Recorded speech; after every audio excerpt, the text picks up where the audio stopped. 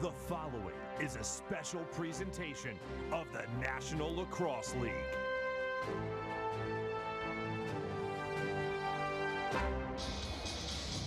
It's been an up and down year for the Saskatchewan Rush, but when the dust settled after the regular season, they were back on top of the NLL West. But this year, there's no bye for finishing first, so the Rush return to the floor tonight to face the Colorado Mammoth for a spot in the division final. The Mammoth stumbled down the stretch, but one victory is all they need to turn their fortunes around and move one step closer to the NLL Cup. For the first time ever, the Rush and Mammoth face off in a West Division semifinal, and it's up next on BR Live.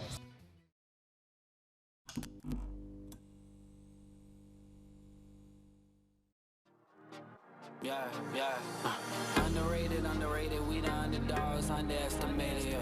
Underrated, we the underdogs, underestimated, we the one. We the one. Yeah, out of the darkness I rose up. Gold in my soul, it's a gold rush. Yeah. Honor and freedom, I toast up. Kicking game on the snare drum. Heart on the beat, let it bleed out like sacrifices. Cut it open, emotions. Spilling like oil and coasting. Therapy for my mental, I'm pinning a pistol and shoot down the criticisms. Individually, I heard the voices that told us. Yeah. Throw dirt on my name and wish me the worst and scold us, yeah. Good evening and welcome inside SaskTel Center here in Saskatoon as the National Lacrosse League playoffs officially kick off on a Friday night. It's the Saskatchewan Rush against the Colorado Mammoth for a spot in the West Division final. My name is Ryan Flaherty alongside Jake Elliott. Glad you could join us tonight. Jake, we're in for a fun one this evening. Yeah, no bye this year for the Rush, and Coach Keenan's saying that's a good thing. He doesn't actually like the bye week, so they'll go right from the end of the regular season and into this one and have some positive thoughts coming off that victory of the Mammoth 6 days ago, a game where they got out to an 11-1 lead and kind of coasted in that second half for a 13-8 victory. 3-0 against the Mammoth in the regular season, but throw all that out the window here, Flats. This is playoff time, and it's a one-game showdown.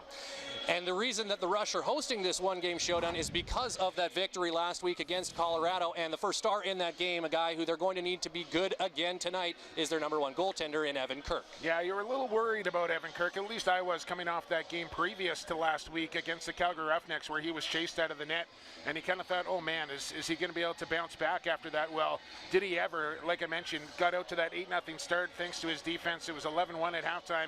Kirk the first star in that game, and it was good to see him bounce back after a shaky performance, and I think he's ready to go here. When the Rush are firing on all cylinders, it's because they get contributions all up and down their offense. They had that last week. An X factor tonight could be Marty Dinsdale. Yeah, we know Mark Matthews is going to score. We know Ben McIntosh is going to put up points, Jeff Shattler, Rob Church, but it's the role players, Curtis Knight and Marty Dinsdale, along with Ryan Keenan, who I thought were super effective. Dinsdale kind of leading the charge there with 4 goals and 2 assists against the Mammoth, and he can kind of bust out any time like that, and that's what makes this Rush offense so difficult to defend. You just never know who it's going to be.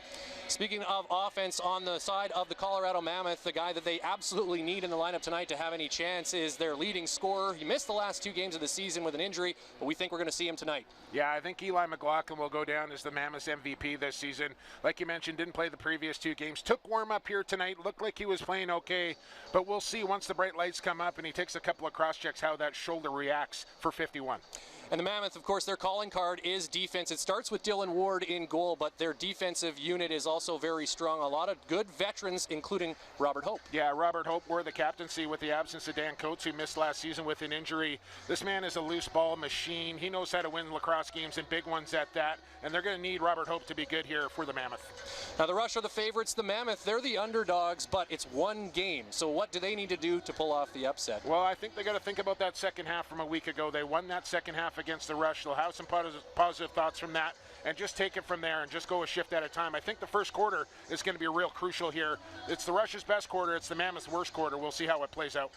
Winner moves on, loser goes home. It's that time of year, the Rush and the Mammoth, and they're coming up in just a few minutes' time. We'll be back with the first quarter. You're watching the National Lacrosse League on BR Live, presented by Michelob Ultra.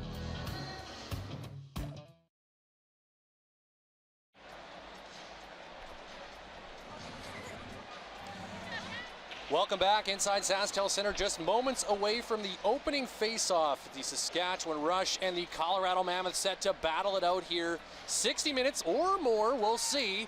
For the winner, a spot in the West Division Final. The loser, a lot of thinking over the course of the summer, Jake. This is the best time of year. Yeah, absolutely. It's playoff time, baby. Welcome to the playoffs here in the National Lacrosse League. And you're right. 13-8, 6 days ago. I don't know if we're going to see a game like that here tonight. I think we'll see something a little more similar to what we saw on February 22nd and April 6th. Both 9-7 victories for the Rush. A little lower scoring, a defensive battle, goaltending duel, if you will. And we'll see if the boys from Orangeville put on a show here tonight in Evan Kirk and Dylan Ward. Before we get underway, let's send it down to floor level. Let's welcome in a new team member this week, Darren DuPont, who's standing by with the Rush captain, Chris Corbeil. Ryan, thank you very much, Chris. Fourth time you're going to play these guys. You played them 6 days ago. What changes tonight? Well, they get a lot of new guys in their lineup. I'm sure they were holding some cards close to their chest last weekend. I expect, a lot more intensity from their side. It should be a completely different game than last week. Some questions early in the season. If you'd be here at home to start the playoffs, how good does it feel to finally be here? Well, it's awesome. I mean, you can look around. The environment's great. They're about to turn up the noise here. Home floor advantage is huge for us, so it was important, and now we just got to make the most of it. Appreciate this, Chris. Good luck tonight. No problem. My pleasure. Guys? Thanks so much, Darren. Yes, Chris Corbeil, I talked to him earlier today, and he said, yeah, you pretty much have to forget last week and just look at the other two games this season between these two teams, a lot closer games. Yeah, these guys aren't naive. They're saying and doing all the right things. They know they're in for a battle here tonight. And the Mammoth, they look at it, hey, it's a clean slate. It's a one-game showdown to move on here in the playoffs. And we're in for a heck of a 60 minutes as we're just about set to go as Edwards and Thompson take their positions. Ball is down. Sticks are down. Blow the whistle. Let's play some playoff lacrosse, Flats. You heard the man. We are underway here at SaskTel Center, and the Rush win the opening faceoff. Jeremy Thompson had a great season in that department. His second most faceoff wins. Gets one here, and Church with the shot right away. Dylan Ward making his first save of the game. Yeah, nice job there from Rubish to clear the line, and a nice handle from Church to get an early look, but Dylan Ward makes his first save. Always important for the goaltender to do that. We talked about last week, it was a blowout in the first half for the Rush, expecting things to be a lot tighter here tonight, and we are into the playoffs, and the Mammoth have their first possession as Eli McLaughlin back in the lineup tries to make a pass there. It is knocked down in front of the Rush net, and Mike Messenger will scoop it up for Saskatchewan. Yeah, you can bet 51 in white is going to see a heavy dose of Kyle Rubish and Brett Mitski here tonight. Nursing a sore shoulder is Eli McLaughlin, and you know the defense are going to work on that on the Rush side of things as they go to work on their second offensive set here. Now is just a minute gone here in this opening quarter. Robert Church across from Matthews looking back to Church, but that ball is knocked down. Shot clock winding down, so the Mammoth will take over. Scott Carnegie scoops up the loose ball. Now set play there, didn't quite connect. Good stick in the lane there by a Mammoth defender. We talked about it earlier. The first quarter has not been good for this Mammoth team. It's been very good for the Rush. So, Colorado wants to keep it close in the opening 15. They'd love to have a lead, especially early on. The Vet Dog back in the lineup as well here for the Mammoth. Corey Vitarelli, who missed the last couple of contests. Absolutely. Vitarelli in there on this possession, but he can't pull that pass in, and Kyle Rubish picks it up. 45 caused turnovers for Rubish this season. Another stellar campaign for him.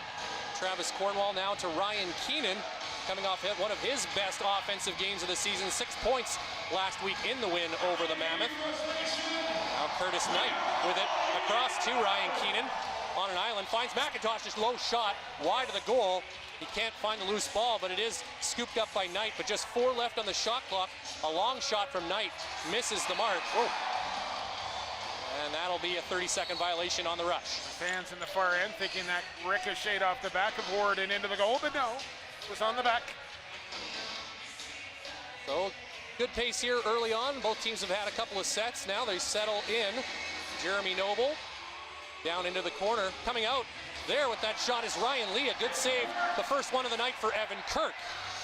I mentioned Dylan Ward making his first stop. That's the first save of the night for Evan Kirk, and it was a good one at that. And a transition chance the other way, but off target comes the shot from Chris Corbeil. I know transition is the focus here tonight of Derek Keenan on both sides of the floor. He wants to create transition for his guys and shut Colorado's down. He didn't think they did a very good job of that a week ago. Eli McLaughlin with it now. 76 points, a new career high for Eli, and a chance in tight. And a great stop by Evan Kirk on the attempt from Chris Wardle, who then forces the turnover, but no. Oh, they're man, going to rule a violation on that. Man, that was the old rusty gate check there. And that was right on the pocket of Hasek. It knocked the ball free, but I think let's listen in here and see what the call is. They're going to call it a slash. I'm not so sure. Penalty, 2 minutes. Check it through the crease. Checking through the crease on Wardle here, and I don't know if that replay went back quite far enough, but it's a power play here for the #1 ranked unit all regular season. The Rush, you talked about it, Jake. They are the top-ranked power play, and they will have a chance to get an early lead here as Church's shot looked like it went off a stick, missing the net there. And now scooping it up is the captain, Dan Coates. The Rush, #1 power play unit.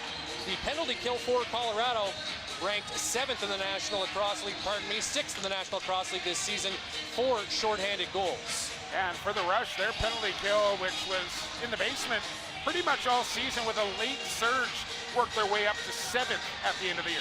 Yeah, some good signs on special teams for the Rush as the Mammoth draining some time on this kill. Jacob Rouet will take a lap around the goal. Maybe a late shot here. He does take it, but it's an easy stop for Kirk. Rouet, though, tracking down that loose ball, but he's triple teamed in the corner, and the Rush come up with it and head back up the floor. Scott Campbell with some room to work. The ever-effective triple team flex to get that ball back. Don't see that very often. Well, the rest of the Mammoth had already headed off on a change, so Rouet was on his own there. Back to work here now, under 50 seconds to go in the man advantage. Matthews at the top of the formation, winds up, but way over top of the net with that shot. Yeah, that did not come out of the pocket properly there for Matthews, who's starting this game playing at the point, but don't be surprised, Ryan, if at some point we see Robert Church slide to that quarterback position and they go with Dinsdale on the right shooter. Glad you can be with us tonight. It's the first game of the National Lacrosse League playoffs here on BR Live, and welcome to those of you watching on Altitude tonight. Two Western Division rivals, just the second ever playoff meeting between these two divisional rivals. I find that really hard to believe. There's a pass in front as just 10 seconds left on the penalty. Noble trying to get free for a shot and a sneaky one low, but Evan Kirk was ready for it. He makes the save, and now just 5 seconds left in the power play, so the Mammoth are going to kill this first one off. Not the most effective opening man advantage there for the Rush. I don't even know if they registered a shot on goal. I do not believe they did. McIntosh takes the pass now. Closely watched by Lintz, his former teammate, and a save on that shot as Dylan Ward comes up with the stop. Quickly in transition, Coates hustling down the left side, has a lane, takes the shot, and Evan Kirk comes up with the save. So Kirk getting into it early here, 5 saves already here in the opening 5 minutes and change for the Rush netminder. Ryan Keenan off the bench takes the feed. It almost feels like in this game already here that the first goal is going to be a big one. Shatler over to Keenan. Good defense from the Mammoth, low shot, good stop by Ward as McIntosh had a bid there. Keenan will, Shatler will pick that up and get a fresh 30 for Saskatchewan. Shatler, Carnegie on him, and he scores! Jeff Shatler opens the scoring, and the crowd goes berserk. It's 1-0 Rush. I'll tell you what, Jeff Shatler may be having one of his best years as a pro in his 14th season. That's his 35th goal of the year. It opens the scoring, and for Jeff Shatler, he's just had the knack of scoring big goals all season long, whether it's been game-winning goals. He's got 5 of those, which led the league this year, but the opening goals are always key too, and Shatler gets the Rush on the board here with 8:55 to go in this opening quarter. The 34 regular season goals, one shy of his career high for Jeff Shatler in his 14th season. He gets the opener here, and a nice subtle little pick from Ryan Keenan on Scott Carnegie just to give Shatler a little bit of room to shoot there. And he made no mistake. It's 1-0 Rush. Mammoth take possession off the ensuing faceoff, looking for a quick one to tie it up, and they get it right away. A quick response from the Rush, Jacob Rouet. Yeah, Rouet, that's just his 15th of the year, but that all started with the face-off win there from Edwards. who beat Thompson in the draw, but Joey Capito really filling the lane down the middle of the floor, and that got Brett Midsky caught in no man's land there. Didn't know whether to cover up Capito or go to the ball carrier. And into the back of the goal it goes. That's a big goal there for the Mammoth to tie things out. Very, very quick answer by Rouet. As Joey Capito draws the only assist on the goal. It comes at the 6:20 mark of the first quarter. We're all tied at 1. Thompson and Edwards square off once more. Good battle here. Eventually Thompson is able to get a stick on it, but he scoops it right out of play, so the ball will go to Colorado here, but that'll take us to our very first break, as we have already played almost 7 minutes here of this opening quarter, each team with a goal. You're watching the National Lacrosse League on BR Live, presented by Michelob Ultra.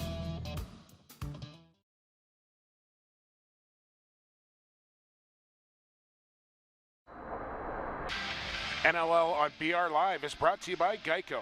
15 minutes could save you 15% or more on car insurance. Visit geico.com to see how much you could save. And by Michelob Ultra, live Ultra.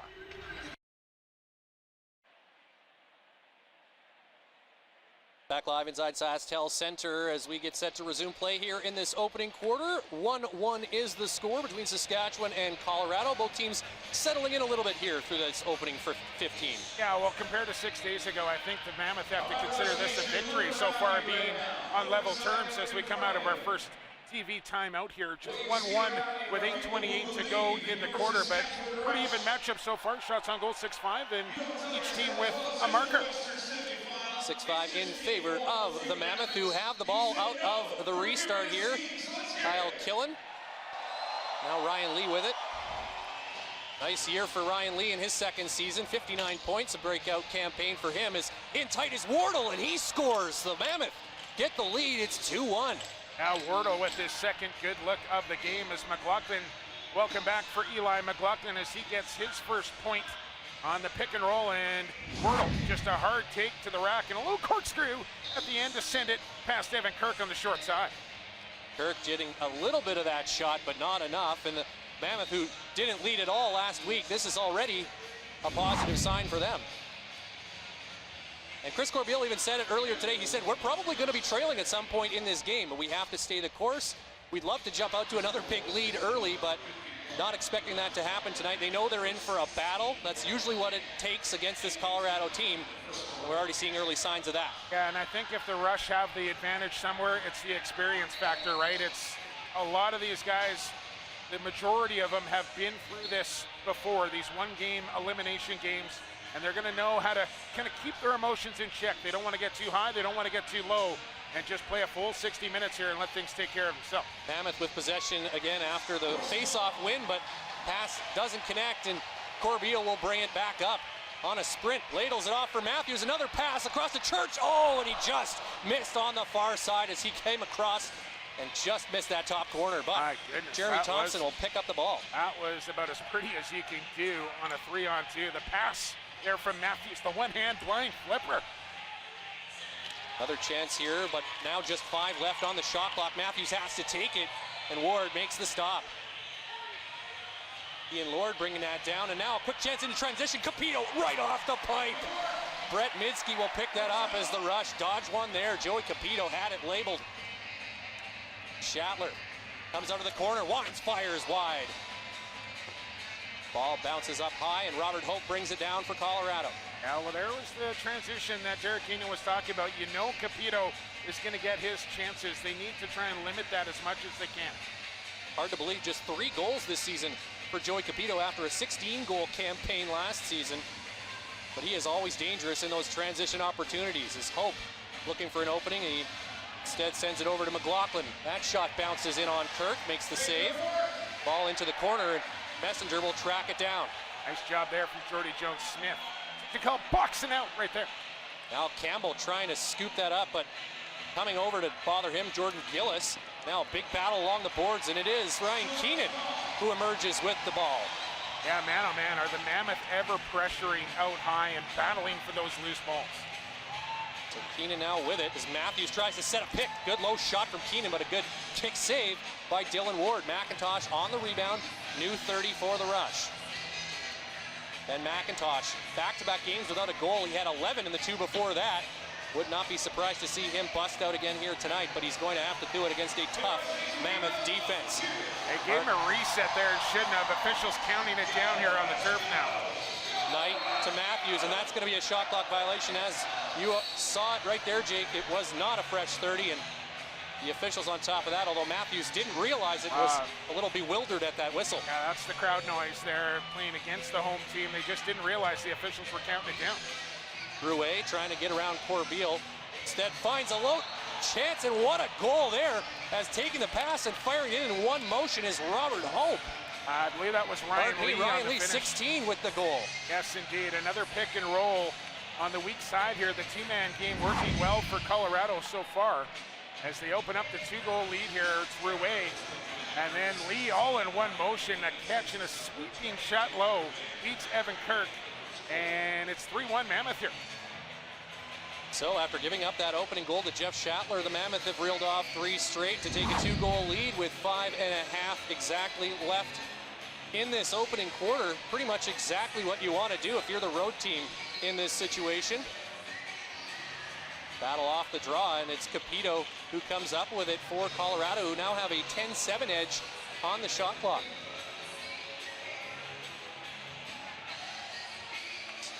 Now Vitarelli takes it off the bench for Colorado. Had 3 players behind the goal there momentarily, and now Lee comes out to set a pick. Rouet gets it over to Wardle. Now a quick stick attempt there from the Mammoth, but missing the target, but scooping up the loose ball again. However, no time left on the shot clock, so the Rush will get away this time. Messenger has it knocked free, but following up is Matt Hossack. He can't control it initially, and finally will get across center. Vitarelli really wreaking havoc there on the forecheck. Mark Matthews waiting for an opportunity. That shot swallowed up by Dylan Ward, who looks sharp here early. Quickly up ahead. Another opportunity perhaps in transition. This time, though, the Rush get out the back door in time. Tim Edwards deciding not to take the shot. Hands it off for Noble. Noble went 16 games without a goal before getting a hat trick in last week's game here in Saskatoon. McLaughlin over to Killen, now Wardle. Back for Kyle Killen, he drops the pass though. Shot clock winding down, and that half-hearted bid is wide. And that'll take us to another timeout here, but the Mammoth building some momentum in this opening quarter, scoring 3 straight to take a 3-1 lead. We'll be back with the rest of the first. You're watching the 2019 NLL Playoffs presented by Michelob Ultra on BR Live.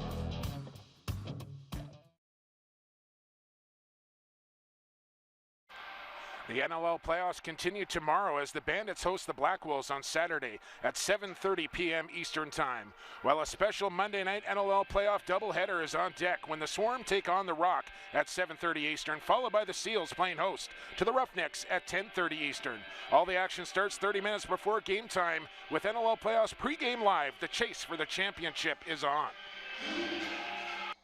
Back inside SaskTel Center, and let's send it down to the floor and check in with our man down at floor level, Darren Dupont. I think Darren might be having a little technical difficulty down there, Ryan, but early shots on goal here, 11-8 Mammoth. They lead 3-1, and a bit of nervous energy inside SaskTel early in this first quarter. Yeah, a little bit of tension here, and it's a Friday night as well, so a little bit of a smaller crowd too, despite the fact that it is playoff time here.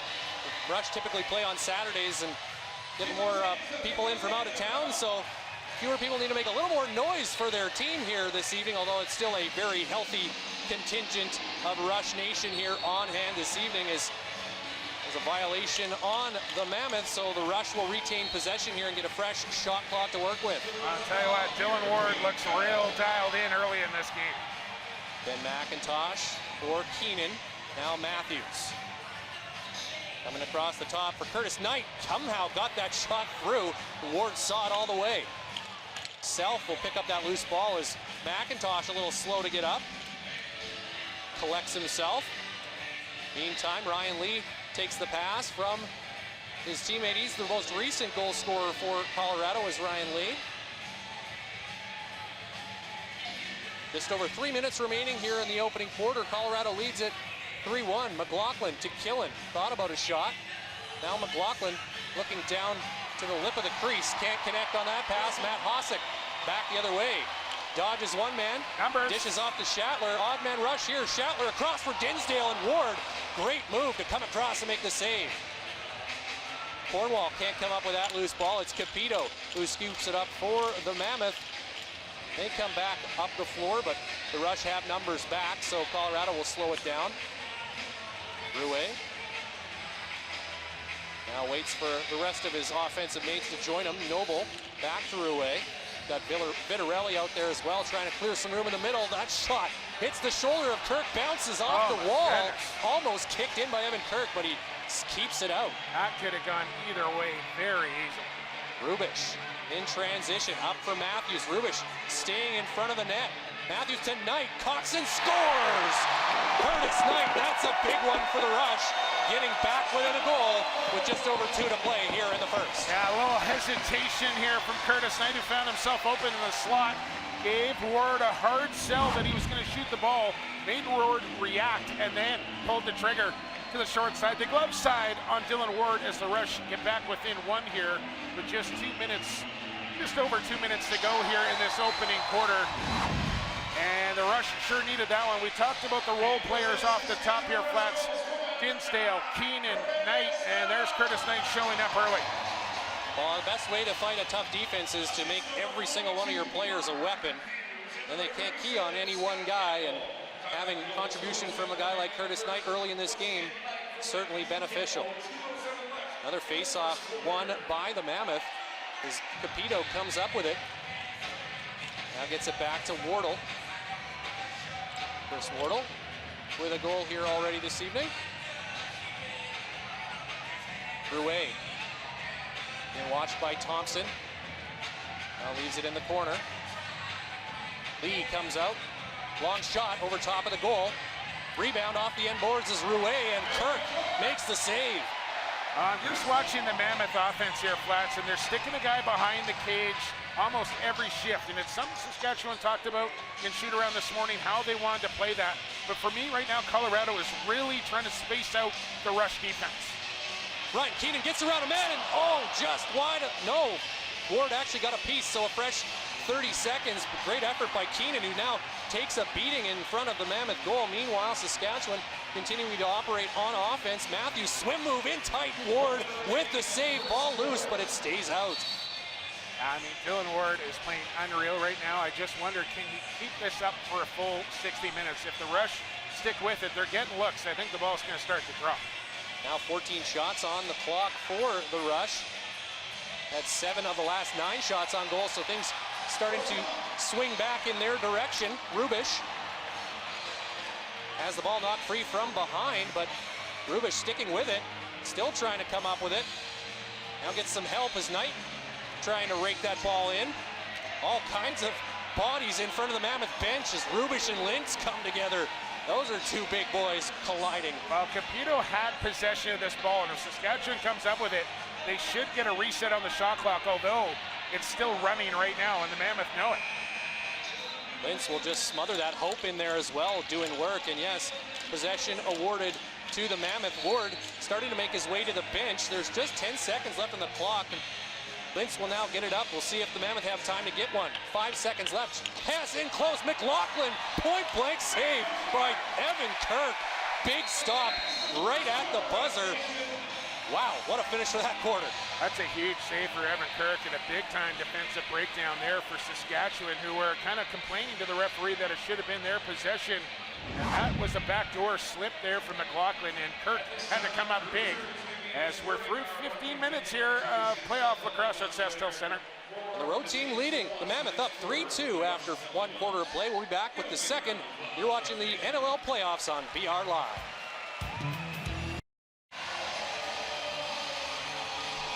Welcome back. All right, I think we've got his mic working now, so let's head down to floor level and check in with our Darren Dupont. Hey, thanks, Ryan. Yeah, we're working now, technical difficulties aside, but talking to Mammoth coach Pat Coyle prior to this one, he talked about from last week, the biggest thing they needed to adjust tonight was push the ball and play with more pace, and I think through one quarter, they've done that. Now, for most of that opening quarter, the Rush still fairly calm. They're not panicked. They've been here before, but towards the end of that quarter, starting to get off their game a little bit as Colorado started to bring more of a physical tone. See if the Rush can respond here in the second. Absolutely, Jake. Yes, the Rush, let's play some lacrosse. You got it. The Rush down 3-2 after one quarter of play. Thompson will come up with that face-off win, though, so the Rush with a chance on the opening possession here in the second quarter. And they win that draw. Tim Edwards 5 for 6 in that opening quarter. I think the only other one Thompson won was the very first face-off of this game. Uncharacteristic for JT. Keenan, Matthews in front. Schattler got it to Matthews, but he couldn't really cleanly take that pass in and get the shot away. And Curtis Knight missed Ben McIntosh a little bit earlier in that possession as well, as he was naked on top of the crease there. Noble now. That means open. Trying to scoop it out to Lee. I'm pretty sure that's what you were getting at. We don't want to have an indecent exposure incident on our hands. I'll get you 2 minutes. So that ball off the Mammoth and out, or rather the Rush, so the Mammoth will stick with the ball here. Lee working on Matt Hossack. Sends it across to Killen. Now gets to the middle. That shot kicked out by Evan Kirk, and Hossack first to the loose ball. Gets help from Jordy Jones-Smith, who brings it up the floor. Now the Rush offense will jump on. Messenger over to Keenan. Mess clearing some space on his way to the bench. Now Matthews looking for a shot, but he's double teamed. Gets it over to Schattler. That one right into the chest protector of Dylan Ward. Pretty rude stop there for 45. Just one power play in the opening 15. It went to the Rush. They didn't get a shot on goal on that man advantage. They're 0 for 1 on that situation, as the Mammoth have yet to enjoy a power play. Rouet now coming out of the corner. Across for Eli McLaughlin. Now into the corner for Killen up top. Vitarelli, good ball movement there, but Kirk was reading that one all the way. Vitarelli got away with a good hard pick on the back of Rubish to open himself up for that shot. Dinsdale down the left side. 4 goals a week ago for Marty Dinsdale. Now Matthews takes the shot and scores, bouncing it through the legs of Dylan Ward, and we're all tied at 3. You don't see Mark Matthews go with the bouncer very often, but that was a beauty for the mailman as he delivers it to the back of the goal to tie up the game here at 3s with 12:47 to go. As you look, a pick there from Schattler, and then the overhand crank through the legs of Ward to tie the game. Well, back and forth we go after 3 straight Mammoth goals. The Rush have gone back to back, and we're back to all even. Expect a lot of that throughout this night. I don't think that these two teams are going to be separated by much at all. It's pretty impressive. The Rush, you know, the results have gone their way against Colorado for several years now, but almost all those games are decided by very slim margins. So the overall record may be a bit deceiving there. Yeah, it probably is. But this is playoff lacrosse, and it's a one-game winner-take-all scenario. Well, we heard from Derek Keenan earlier saying he likes this. He likes that they don't have a bye. They want to keep rolling. There's a shot. Speaking of rolling, Jeremy Noble, who was rolling last week, keeps it going here and gives the Mammoth a 4-3 lead. Back-to-back games where Jeremy Noble has scored. You haven't been able to say that this season, as Evan Kirk may be a little guilty of crouching down a little bit early. Still a good shot from Jeremy Noble on the quick release. Finds the far side top corner, puts Colorado back in front, 4-3. Just like that, the Rush run comes to an end at just 2 goals. That goal coming at the 2:39 mark of the second quarter. 4-3 Mammoth as Edwards and Thompson line up at center. Big battle here. Thompson trying to fend off Edwards, and possession awarded to Saskatchewan. And I don't know if we got the officials in off the top yet or not, Flash. We did not. The crew chief tonight is Mark Gardonio. He's wired up tonight, so we'll be hearing from him this evening. Assistants Ryan Fowler, Sean Grenier, and the shot clock operator is Ian Wilson as that pass hits Capito, but does get to Keenan now behind the net, looking for McIntosh. He's being bothered by the Mammoth captain, Dan Coates, and can't do anything with that. So Colorado looking for their second 2-goal lead of the night here now. Drouin just taking his time. Dropped back to Wardle, fresh off the bench. Now McLaughlin over for Ryan Lee. Lee back, looking for McLaughlin at the back door, over top of the net. Scooping it up off the end wall is Lee, but with the shot clock winding down, that wild shot nowhere near the net. And the Rush will take over. Eli McLaughlin, such an effective cutter off ball. Just waits there for the defender to turn his head, and then boom, cuts to the goal. And he's so good at timing that up. Here's Marty Dinsdale now with it. Cross for Keenan, that shot wild. Looked like Capito had a stick in the way there of Ryan Keenan's shooting motion. They can't chance in transition, and it's Self who has the chance point blank, but Kirk makes the save. As a little cross up there by Marty Dinsdale, just leaving the ball. Oh, they officially need to call a moving pick on himself there. I mean, he literally picked off Dinsdale, moving his feet there. Dinsdale now takes the shot, but that misses the mark, and quickly back the other way comes Carnegie. He has Noble back, looking for Carnegie, who takes a check from Knight, and Curtis Knight's going to draw a penalty there, and Evan Kirk is livid about the call. Curtis Knight not too pleased either, is slowly picking himself off the turf as Carnegie. Both here, Flats. I believe you are correct. And I don't like this. Like, for me, it can't be both. It's either a penalty on one team or it's a penalty on the other. I mean, and Carnegie went down rather easily. It was an unnecessary push from Curtis Knight. Maybe a possession call, but they're going to ring them both up, and we'll continue 5-on-5. So are we 5-on-5? I'm with you, Jake. I think if there's a dive, there's a dive. If there's a penalty, there's a penalty. Like, I don't understand. I've never understood how it can be both. And the interesting thing about this is this carries over from last week. There was a lot of conversation in the second half, especially last Saturday night here. The Rush were very emphatic that they felt that the Mammoth players were selling a lot of calls. And so now we've seen one of those calls here for an embellishment. And they'll give the Rush the possession. I was a little unsure on who they were going to give the ball to. It was Knight getting the original call. Then they decided to call Carnegie. So I think because he took the second penalty, the Rush end up getting possession here, but they easily could have faced that one off as well. So it remains 5-on-5. 10.5 to play here in the second quarter. Keenan for Schattler. Brings it out of the corner now to Matthews. Capito's on him. Now Matthews gets free. Doesn't have an angle though. Trying to find Church on the back door, but that pass was behind number 17. And something else I'd like the competition committee to look at in the National Lacrosse League is on coincidental penalties. Take the manpower off. Let them play 4-on-4. I think the sport of lacrosse 4-on-4 in the indoor version is some of the most entertaining athletic sport you can find.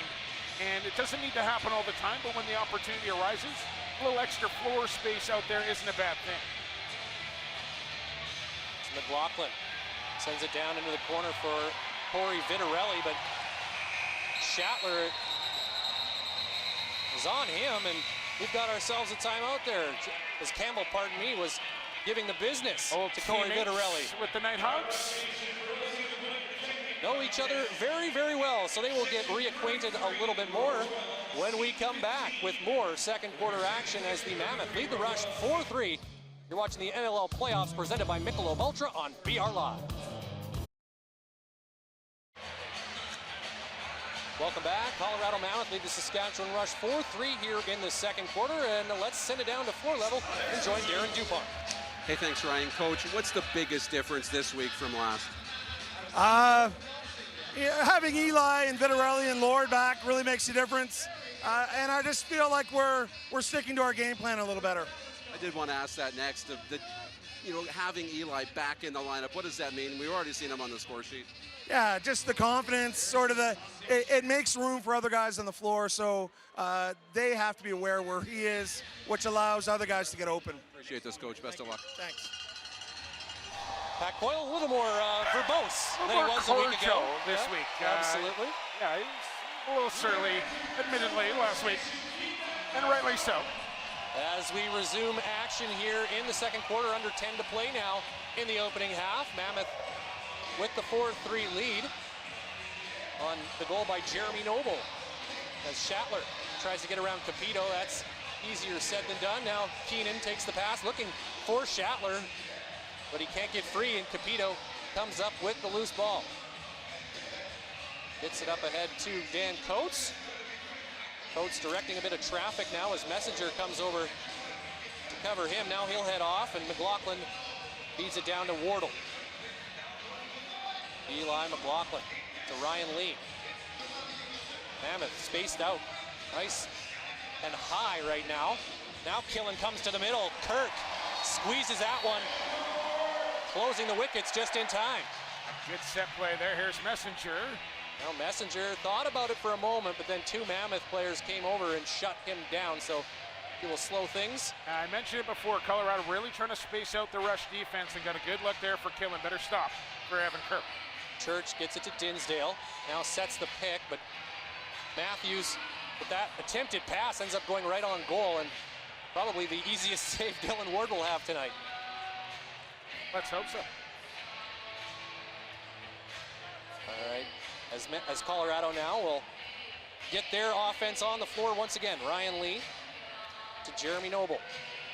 He's got Rouet now. Rouet has a little bit of room, fires up high. Kirk takes that one off the shoulder.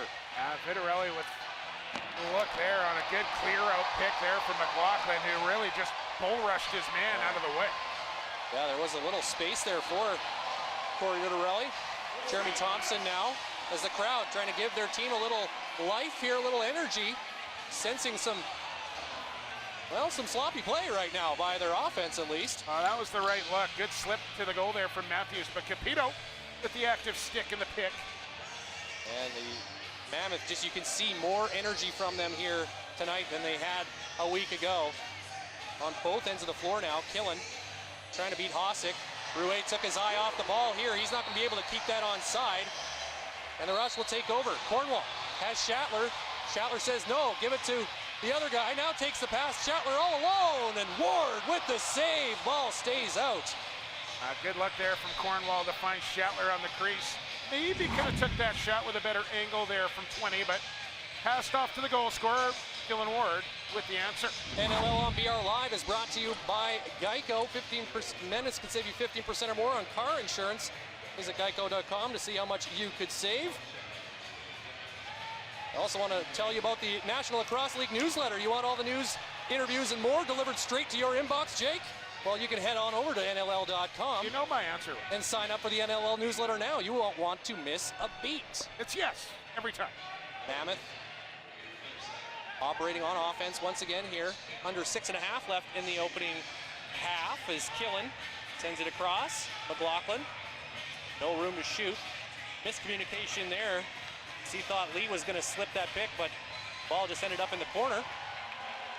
Thompson with a little stick by Wardle, knocking the ball free momentarily, but he recovers and gets it to Ben McIntosh. For me, this is the guy that's got to get going here for the Rush tonight, number 90.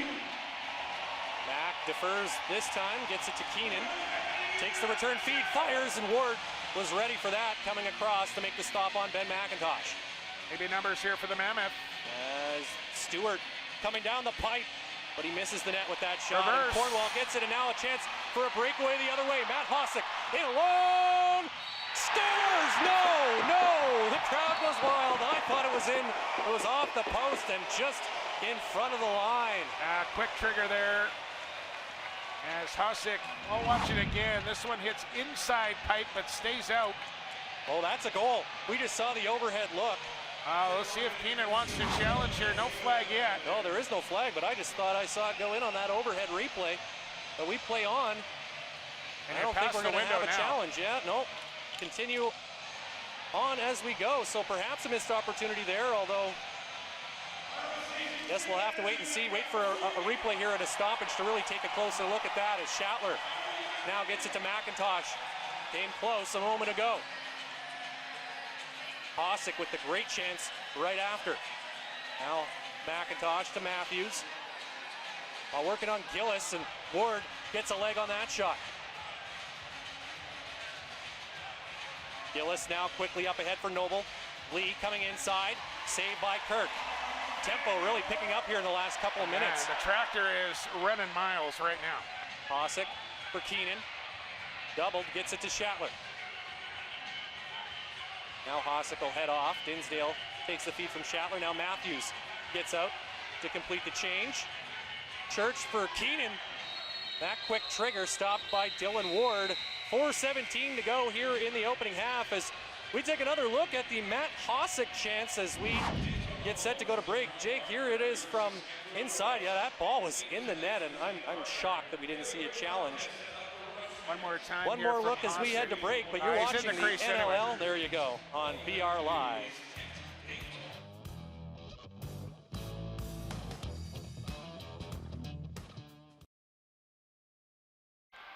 The NLL playoffs continue tomorrow as the Bandits host the Black Wolves on Saturday at 7:30 p.m. Eastern Time, while a special Monday night NLL playoff doubleheader is on deck when the Swarm take on the Rock at 7:30 Eastern, followed by the Seals playing host to the Roughnecks at 10:30 Eastern.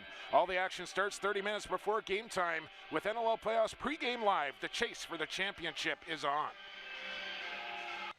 Welcome back to second quarter action here. Mammoth leading the Rush 4-3, and I was so fixated on the ball on that Matt Hossack chance, but you correctly pointed out, Jake, no challenge because Hossack clearly in the crease. Yeah, and I think that probably came right from the coaching staff. Somebody saw it. Either Hossack got to the bench and said, "No, I was in the crease. Don't throw the flag."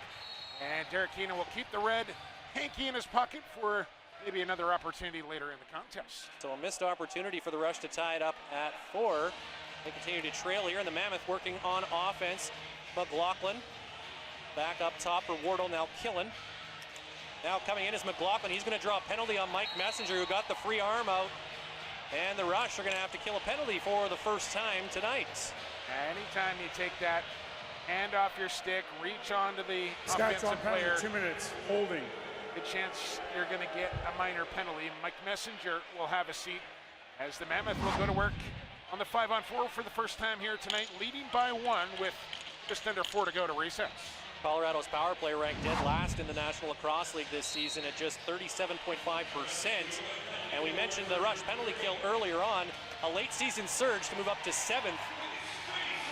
And that's a good stop by Kirk to lead to a transition breakaway for Corbeil in alone, and he can't hit the net.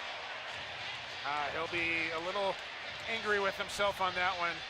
Huge opportunity for a shorthanded goal, and you got to make the goaltender at least make a stop there. So the Mammoth dodge a bullet, go back to work on the 5-on-4. From McLaughlin to Noble. Now McLaughlin had some room, decided not to shoot, now takes it back from Killen. Over to Lee, he fires, and that had a lot of zip on it.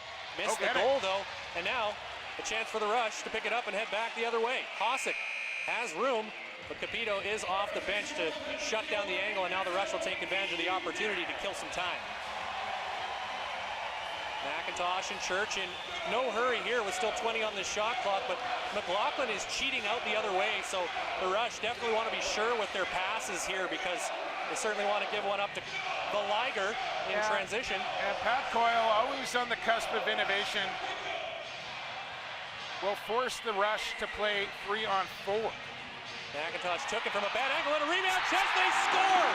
McIntosh got the reset, and Robert Church gets the goal. It's 4-4. Best buddies, Ben McIntosh and Robert Church, manufacture a goal here shorthanded for Saskatchewan, as McIntosh from an awful angle just wanted to get the reset, fired it as hard as he could, forced the rebound, and then Church comes up with a loose ball with a Mammoth defender draped all over him and sends it into the yawning cage to tie the game. It's a shorthanded goal for Robert Church, the 8th shorty by the Rush this season, and it knots things up at 4. And we've talked about it throughout the season. The Rush, their record when leading at the half is 10-0. So you know they love to get back out in front before they head to the room here with 2.5 left in the opening half. Big face-off win there for Edwards, though, to get possession with 27 seconds to work with here. So McIntosh gets the assist on the goal by Robert Church as that ball bouncing wildly. Eventually McLaughlin pulls it down. Still 15 seconds left on the power play. Noble checks the clock now. Back and forth with McLaughlin, looking for the quick stick on Lee, but he fanned on the shot. Campbell picks it up for Saskatchewan. For the Rush, continue their good, strong play. Down a man as they kill off that first Mammoth power play of the game. That will give them a lift. They kill the penalty and they score a goal. That's almost a +2 for the Rush. Keenan tonight. Well, Dinsdale trying to track down the ball on the far side. Noble all over him, but Dinsdale comes up with it. 4 left on the shot clock, so Dinsdale takes it, but can't hit the target. That'll be a 30-second violation. Pretty good job there defensively for Jeremy Noble, who's done a lot of that throughout his career. Pretty comfortable in the backhand. Under 90 seconds left in the second quarter. And we've got a good one going. It definitely feels like a playoff game here at SaskTel Center tonight. Every possession so important. Rouet for Wardle. But Wardle. Moving pick. Yeah, can't keep that possession. The Rush will gladly take that one. Hossack. Now the Rush take over on offense. Ben McIntosh, who had the great play to get things going for the Robert Church shorthander just a minute ago. Schattler now. Rush 30. Now just 50 seconds left on the clock. The Rush Rush would love to keep this ball. They'll look for 2 for 1 here, I bet, Ryan. Matthews for Church. Makes the move towards the goal. Ward with the save. And it comes with 38 left on the clock, so the Rush, they don't even want to give the Mammoth a chance here as Schattler takes over, but timeout. We're going to have a timeout here now with 31 seconds left on the clock, and we'll see if the Rush can draw up a go-ahead goal before the half. Yeah, it's going to be tough here. I don't know what Derek Keenan is going to do in this situation here, Flats. It's about I want to say about a 3-second, 4-second differential between game clock and shot clock. You're saying 5. 31 on the game clock, 26 on the shot clock. Tie game, long change. That is a risky proposition to pull your goaltender with that much discrepancy in the clock. I'm going to say this. I think Evan Kirk will start the possession on the bench, and with about 6-7 seconds, you'll see an offensive player come to replace him just in case there's a turnover late in the possession. So a big opportunity here, but you're absolutely right, Jake. The Rush have to tread lightly because there's still 30 minutes of lacrosse to play here. You don't want to go into the room down a goal, especially if it's a breakdown that causes that goal late in the half. We'll see who Jeff McComb want to drop the look here for. My guess, one way or the other, it's going to go through 42. I think that would be a pretty safe bet indeed as Kirk does head back towards his goal here. Now they've added 2 seconds to the shot clock, so now it's just 3-second differential. There you go, as we get another look at that Robert Church goal, and now a look. Well, they've added 2 seconds overall, so it's still a 5-second differential. Okay. Sorry, Jake. So 33 on the game clock, 28 on the shot clock. Rush possession just on the right side of center here as Evan Kirk in between the pipes. They'll go straight up 5-on-5. Church, Keenan, Schattler, Matthews, all out there. And McIntosh. 25 as the clock ticks down. Robert Church will let it get nice and low here. Not in any hurry. Shot clock down to 10 now, and they'll start the move. Keenan with a quick look up at the scoreboard. Now 5 left on the shot clock. Matthews gets away from one man. That shot though wide.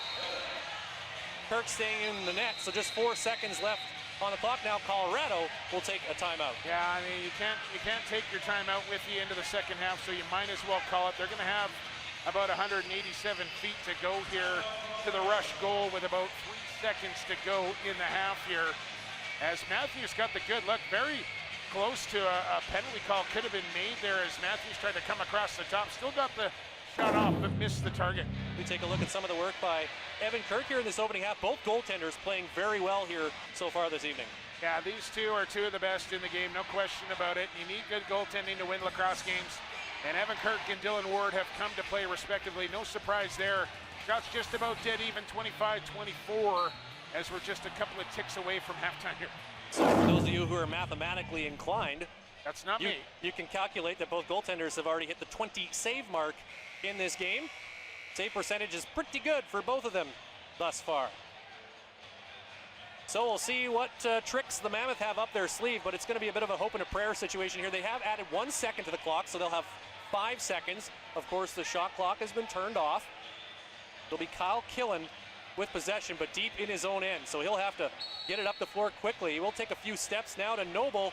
2 left on the clock, a long shot looking for perhaps a deflection or a redirect.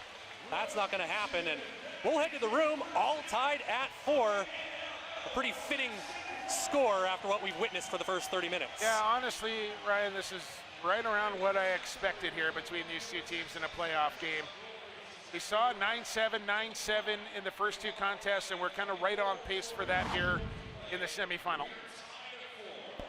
Yeah, shots, just 1 shot separating these 2 teams, and no goals. It's a tie game as we'll send it down to floor level now and join Darren DuPont, who's standing by with Mammoth captain Dan Cope. Hey, thanks, Ryan. Dan, how happy are you with that start tonight? I guess we're not satisfied. 0-0, we'll take that. Obviously, we had a tough start here last week, but 0-0, we can't complain right now. What's the mindset in this locker room coming into this one tonight? What's next? We got to play present. We're playing a solid squad here. They've won the last 3 out of 4 championships for a reason. Our mindset is what's next, playing in the present here. What worked early in this opening half that you got to get back to in the third quarter? I think it's just our compete level. Both sides of the floor, offense and defense, getting to the bench, taking care of the small details. Big things will take care of themselves. Appreciate this. Good luck in the second half. Thank you. Ryan? Thanks a lot, Darren. Yes, a lot more resolve from Colorado here than we saw last weekend, and well, that's because of the stakes.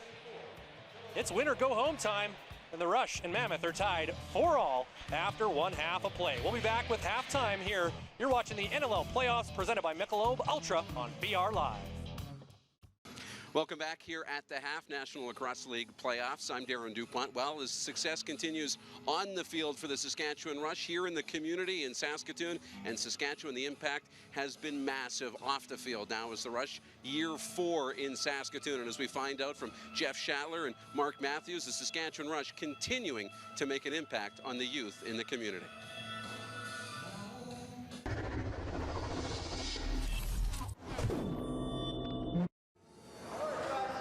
Grab all the balls. 5, 10, 15, 20. I want to get myself in front.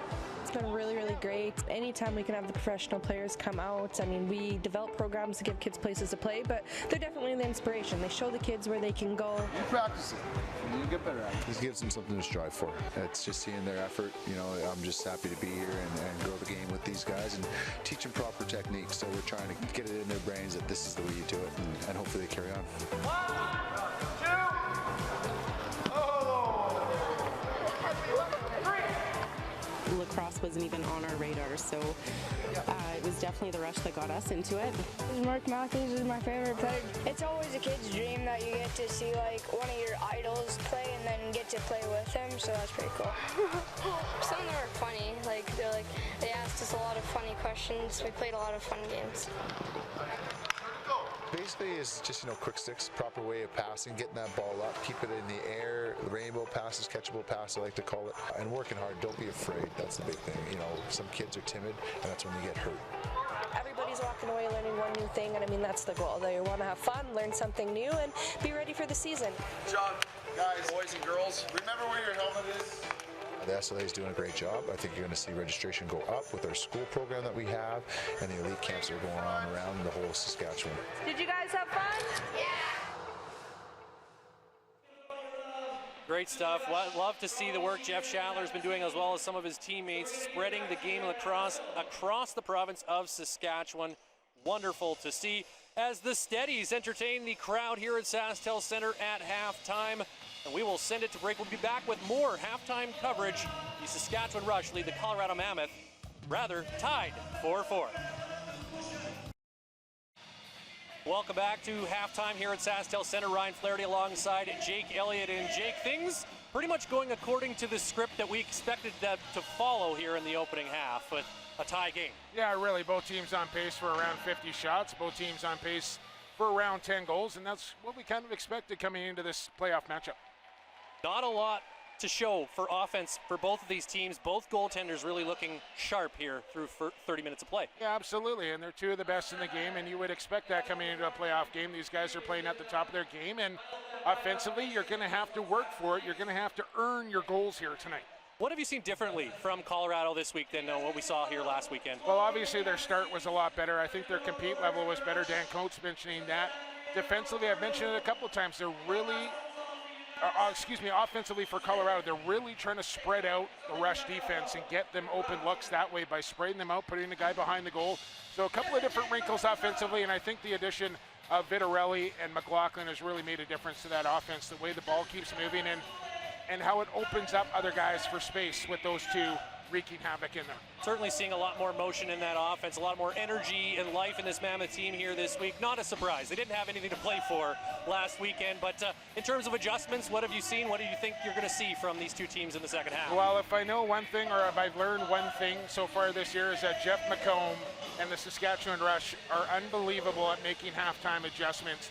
They'll go in there, they'll look at the tape from halftime, and they'll critique and tweak their offense to try and beat the Mammoth defense. Now they have a good idea of what they're trying to do, and as in football, halftime adjustments always key, and the Rush very good at making those. We'll see if the offense gets going here a little bit in the second half for the green and black. It was interesting to hear Dan Coates heading into halftime there. It sounded a little frustrated, even though obviously a much better first half than they had last week, but I think he feels they maybe missed some opportunities as well. So it'll be interesting to see how they come out in this early in this third quarter. Yeah, and if you don't know Dan Coates, he runs about as hot as a lacrosse player can run. He doesn't have an off switch. It's always full speed for Dan Coates, and probably one of those guys that's never really satisfied, but I think he's got to be pretty pleased with where his team sits after 30 minutes. Certainly heavy underdogs are the Mammoth coming into this one tonight, but they have the Rush right where they want them. It's tie game after 30 minutes of play, and it'll be very fascinating to see who comes out in this third quarter and really takes the bull by the horns. Yeah, absolutely, and I think, the first 5-7 minutes coming out of the halftime break is going to be key for both teams. And it's going to come down to loose balls. That's why I honestly believe those 50-50 possessions, who can win those free loose balls, is going to come out on top here in this one. Well, we've got a good one going here on a Friday night in Saskatoon. It's a tie game for all. The shots have been adjusted 23-22 in favor of the Colorado Mammoth. So we're set. The stage is set, rather, for an exciting second half. Winner moves on, loser done for the year. We'll be back with second half action. You're watching the 2019 National Lacrosse League playoffs presented by Michelob Ultra on BR Live. NLL on BR Live is brought to you by Geico. 15 minutes could save you 15% or more on car insurance. Visit geico.com to see how much you could save. And by Michelob Ultra. Live Ultra. Welcome back, as we're just moments away from the start of the second half. So before we do that, let's go down to floor level and see what Rush head coach Derek Keenan thought of the opening 30. All right, thanks, Ryan. Coach, you've been in situations like this in the past. What's the message to the guys in the locker room at halftime? I thought we made a good recovery defensively. We were a little bit on our heels to start, and we started dictating the tempo a little bit. It's going to come down to winning little battles. So I think offensively, need to simplify things a bit. We're kind of forcing tight passes in the middle when we're giving up pretty good mid-range shots. So, we got to get lots of work, make Ward work, tire him out, and doing a pretty good job in transition. That's always important. But, hey, it's just going to come down to winning little battles. How much can a shorthanded goal late in the half change momentum in the game? That was big. I mean, that was huge. I thought Benny made a great play just trying to get a shot, and then fortunate bounce there, and Robert put it in. So, big goal, and we got a penalty kill out of that as well. And but it's going to be a battle right to the end. All the best in the second half, Coach. Thank you. Ryan? Thanks so much, Darren. Yes, tight, low-scoring game here so far. 8 different goal scorers. Nobody with multiple goals here so far. We've got a tie game and just seconds away from third quarter action. Yeah, I really think the winning number here tonight, Ryan, is going to be right around 10 or 11. And that's the kind of game that Colorado wants to play. I think Saskatchewan would like to see a little higher scoring game, where the Mammoth, this is kind of right in their wheelhouse here, but I expect these two teams just to trade punches here for the next 30 minutes and see who comes out on top. Well, the last time the Mammoth played a playoff game in this building was Game 2 of the West Final 2 years ago, and they led that game 10-9 with under 2 minutes left before the Rush tied it and then scored the winning goal in quick succession. So the Mammoth have played a strong playoff game in this building before, and they are 30 minutes into another one here tonight. But Derek Keenan staying positive, and Jake, I'll leave it to you. Here we go, third quarter action set. Blow the whistle, let's play some lacrosse. You heard the man, we are back underway here at SaskTel Center as that pass is eventually gathered in by Evan Kirk, and the Rush get possession off the opening draw. That's why you like to have an athletic, active goaltender. So the Rush with the first chance to take the lead here in the second half. Curtis Knight hustling off the bench, now gets it to Dinsdale. Now Robert Church had that shorthanded goal you heard Derek Keenan talking about moments ago. Matthews looking for Church, pass knocked down, Matthews gets it back, now gets it to Church at the side, but Ward was ready late in the shot clock, and they actually called the 30-second there. So the Mammoth take over, Ryan Lee taking that feed from Capito. He has one of the Mammoth goals, so does Jeremy Noble. As does Chris Wardle, who takes that pass. McLaughlin had his stick knocked free, now retrieves it. Wardle, that goes off Brett Minsky's leg. You can tell he felt that one. Noble, with the shot clock winding down, just flips it into the corner. Good defense on that set by the Rush. Yeah, in particular, Minsky and Hosek both sacrificing the body to block some shots.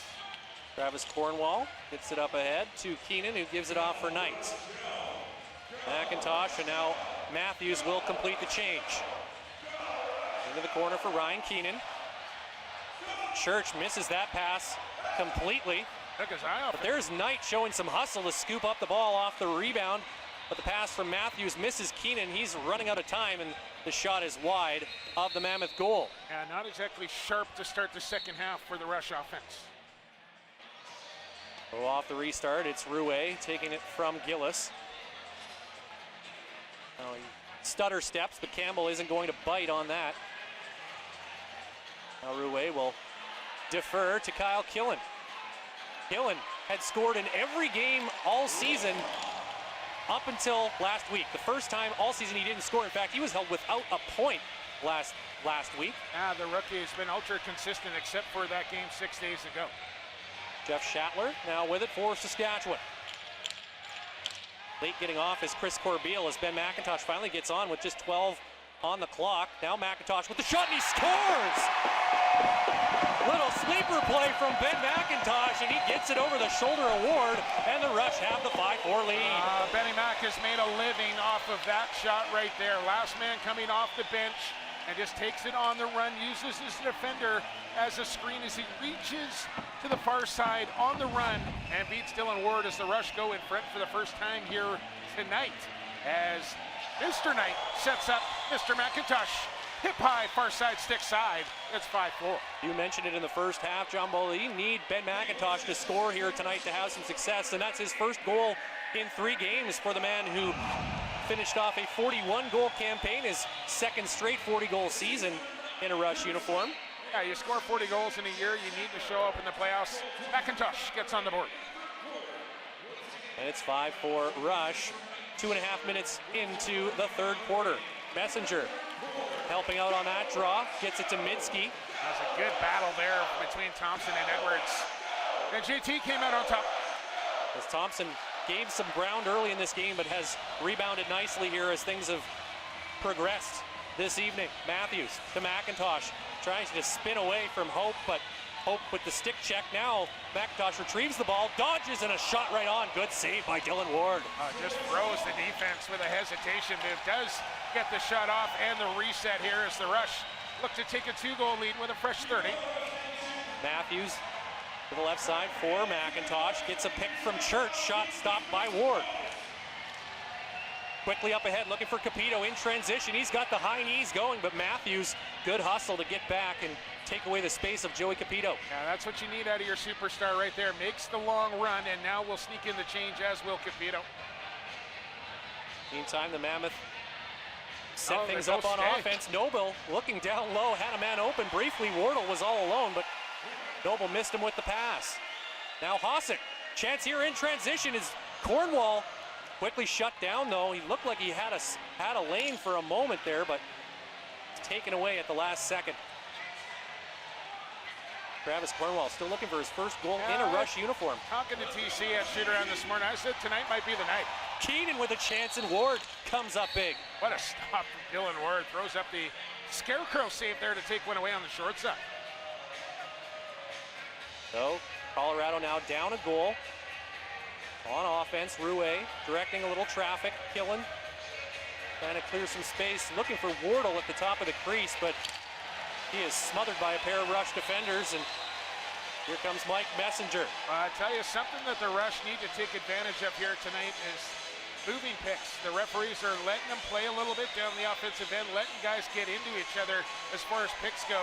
The Mammoth are doing a good job of it. Rush need to kind of follow suit a little bit on the Mammoth defenders.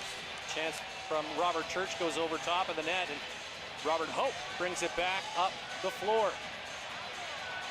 Now looking for the return feed, but he's being closely watched, and now may look to change as McLaughlin slows it down. And yes, the rest of the Mammoth offense hop over the boards. Short possession here, just 10 to work with. Rouet hustling around Hossack, but Hossack, good recovery. Now Rouet gets free, the shot right on. Kirk comes up with the stop. Hossack quickly up ahead. He's got Cornwall once again with some room, but now takes the shot, and it's over top of the net.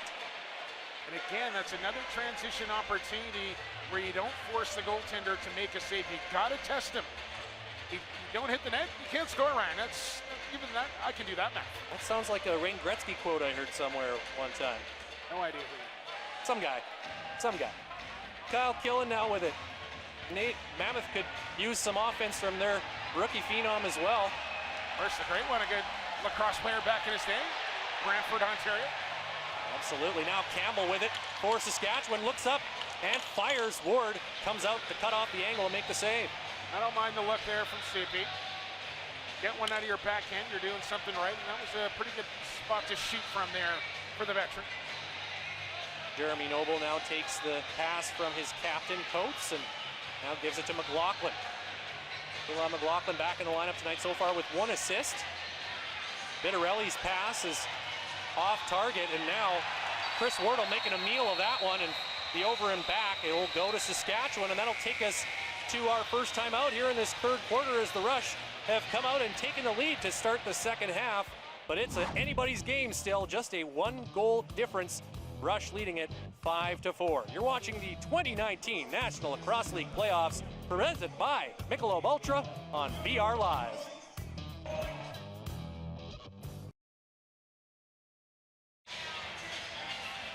Back inside SaskTel Center, Saskatchewan Rush lead the Colorado Mammoth 5-4. Ryan Flaherty alongside Jake Elliott. Darren DuPont is down at floor level, and Jake, the Rush with that all-important go-ahead goal here to start the third quarter.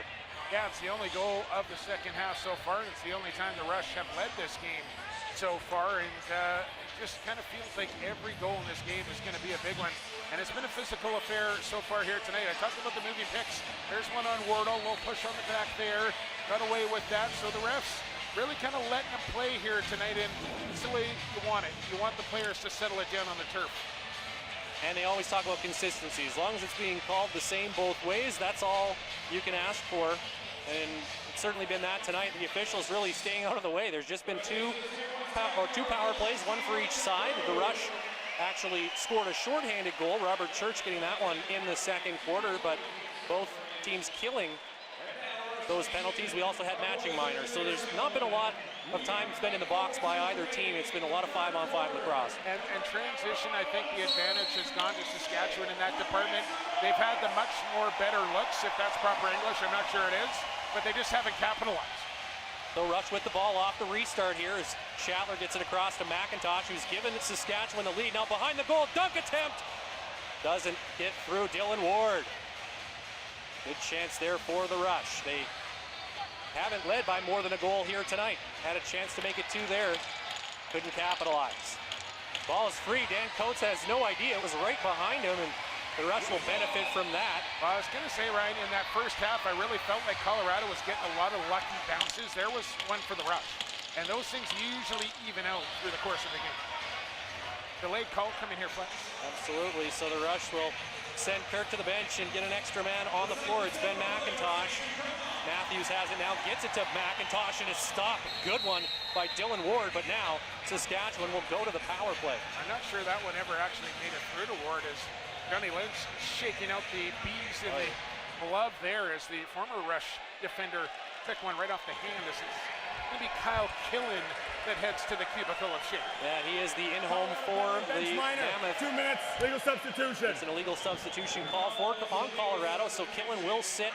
And you're absolutely right, that ball came out so hard, it looked like a save, but yeah, Lintz trying to get some feeling back in his fingers, and he will stay out to kill this penalty. And I can let you know, Rand, that does not feel good when you take a 100-mile-an-hour shot off your glove. Well, we touched on it moments ago, every goal huge, so a 2-goal lead would be big for the Rush to get it here on this power play as we're now under 8 minutes left in the third quarter. Good look inside for Church, but Ward, he's been sharp all night, makes another big stop. Now he'll send it up the floor, a little long bomb attempt there. Hosek, though, good job by him to get on top of Ryan Lee and not allow him to field that pass. That is a fantastic job there from Hosek, who was playing sensational here tonight. So still lots of time to work with, just under 90 seconds on the man advantage as Matthews gets things set up. Keenan with Matthews in front. Now behind the goal, they look for it again as McIntosh is thwarted by Dylan Ward. And I don't know how that didn't go in. It looked like there was all sorts of room there for the dunk. Even saw a couple of sticks raised momentarily, but official right in perfect position to make that call, and on we play. Minute left in the illegal substitution penalty being served by Kyle Killen. Rouet coming around as Kirk comes out, and Rouet tried to find an open man in front. There was a wide open goal there. That could have backfired for the Rush. Fortunate there that it didn't. Very fortunate. Well, Bilic will pick it up for Saskatchewan and throw it up ahead for Corbeil, who will think about dishing it off, and now, after a little pirouette, will head off to the bench. 30 seconds remaining in the power play. Church and Matthews go back and forth. Matthews down into the corner for Shatler. Looking across for the quick stick, and what a stop as Ben McIntosh is robbed by Dylan Ward. Are you kidding me for Dylan Ward? My goodness, I don't know if we can get another look at that gem, but that was robbery there from the Mammoth goaltender. That's one of Ben McIntosh's signature plays at that side with the quick stick, but Dylan Ward just getting across, and what a save there by the Mammoth netminder. Hey, Mammoth stop, one might say. I'm sorry, I felt terrible saying that as I said it. Eli McLaughlin now with the shot right on, and Kirk will make the save. Penalty over the Mammoth. Kill another one. So both shorthanded units doing excellent work here so far tonight. Those Killen in behind the goal again as they spread it out. Vitarelli. Lee, low shot stopped by Kirk. Shots on goal now 33-26 in favor of Saskatchewan, so they've opened up a little bit of a gap here in this third quarter. Of course, having a power play will certainly help that. Rush 8-3 when they outshoot their opponent. McIntosh with a great look, but Ward makes the save. McIntosh gets the ball back. Great stick work by Benny Mack. Now Dinsdale with it to Keenan. Ryan Keenan across for Curtis Knight. Still 20 on the shot clock. Lots of time.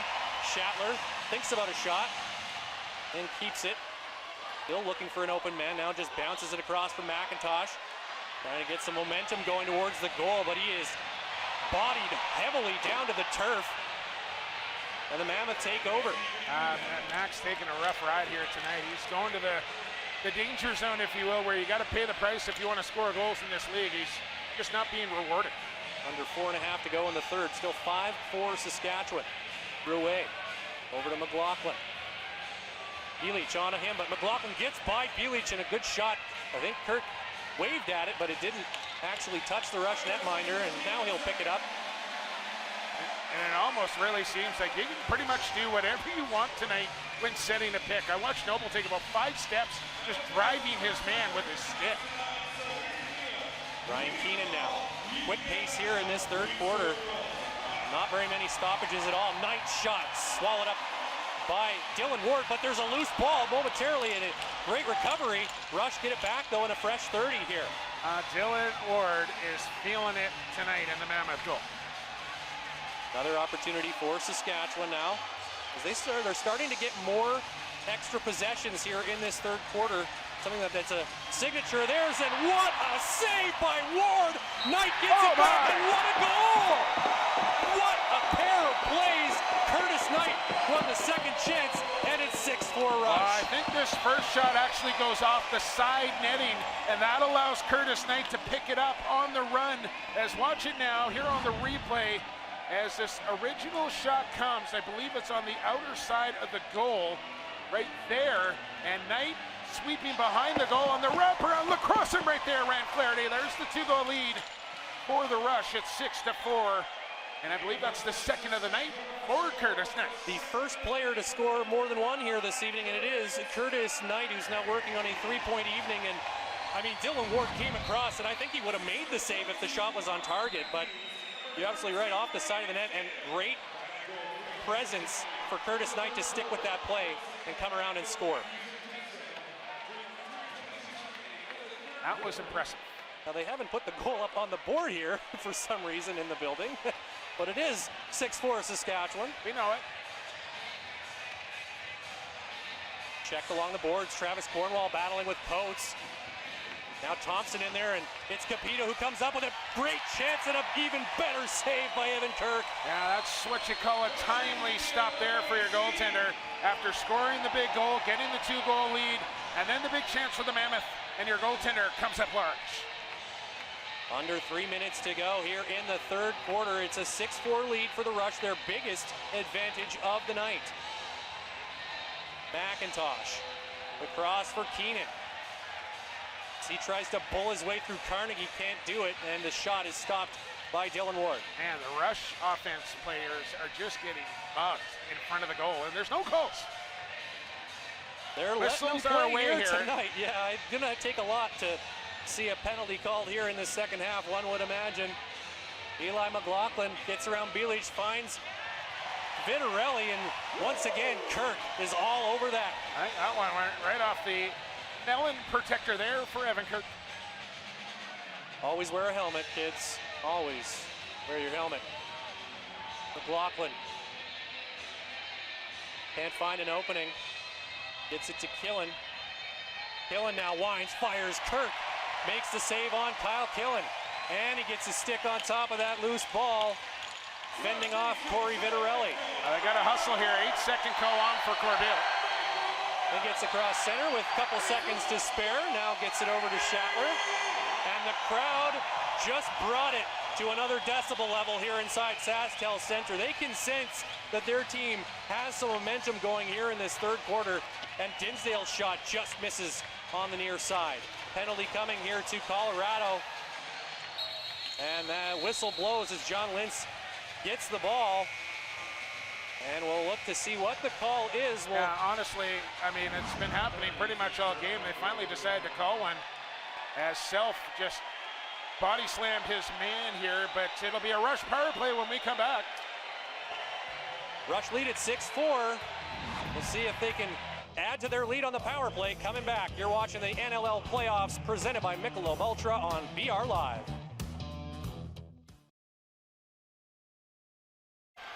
The NLL playoffs continue tomorrow as the Bandits host the Black Wolves on Saturday at 7:30 p.m. Eastern Time, while a special Monday night NLL playoff doubleheader is on deck when the Swarm take on the Rock at 7:30 Eastern, followed by the Seals playing host to the Roughnecks at 10:30 Eastern.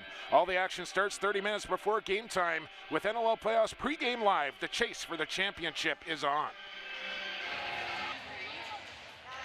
Back inside SaskTel Center, Rush lead the Mammoths 6-4, and let's go down to floor level and check in with Darren Dupont. Darren? Hey guys, yeah, late in the third quarter, and Colorado's still in this game down by 2. Much different story than a week ago. And talking to head coach Pat Coyle, they made travel a priority. Oftentimes coming out into Saskatchewan, they can end up with delays and with travel issues. Well, typically they'd have to get up early, come in on a Thursday morning, and then be rushed. Instead, they came in Wednesday. Guys got a full day of working, you get to sleep, you wake up here, you get an extra team meal. All those little things add up to a team that's much better today. Thanks a lot, Darren, as Robert Church gets one on the power play. The power play assassin makes it 7-4 Rush. And I can't tell you how big of a goal that is there for Saskatchewan. Not only does it come on the man advantage, which they needed a power play goal, but it comes in the final minute as well, and it's the biggest lead of the game now for Saskatchewan as Bruiser makes appearance up in the broadcast booth here, but it's Schattler with the setup inside to Robert Church on the quick stick finish into the top corner. 7-4 Saskatchewan, 54 seconds to go here in quarter three. Schattler and Ryan Keenan with the assists on the goal. Robert Church has a shorthanded goal and a power play goal now here.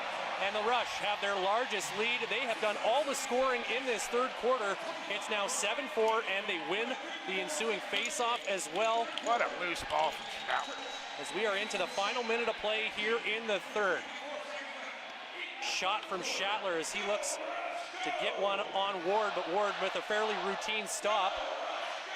Yeah, and trying to go for the 2-for-1 ahead. there, Ryan, and took that take with about 37 seconds to go. Heads up play from Dylan Ward, did not pick up the ball, allowed the clock to run down. Now he's halfway to the bench here, and shot clock, game clock just about dead even. So Ward to the bench. It's a 6-on-5 for Colorado as they try to slow down the Rush train that is starting to pick up steam here in this second half. McLaughlin looking for Vitarelli, but he looked away from that ball before it was in his stick, and now that'll do it for the third quarter. So that possession ends up with no shot from the Mammoth, and the crowd telling their team how much they appreciate what they saw in that third quarter. Rush jumping out to that 3-goal lead. Yeah, held Colorado scoreless in that third quarter. They get their lead up to 3. 45 down, 15 here to go from Co-op Field at SaskTel Center. We're in for a great finish here. Stick around. The fourth quarter is up next here on BR Live. Welcome back as we are almost ready for fourth quarter play here in Saskatoon. But before we get to that, we've got our crew chief Mark Gardonio wired up tonight. So let's hear a little bit of what the man in stripes had to say so far. Hey, let's go! Don't worry about it. Let's go. We'll fight through that, Josie.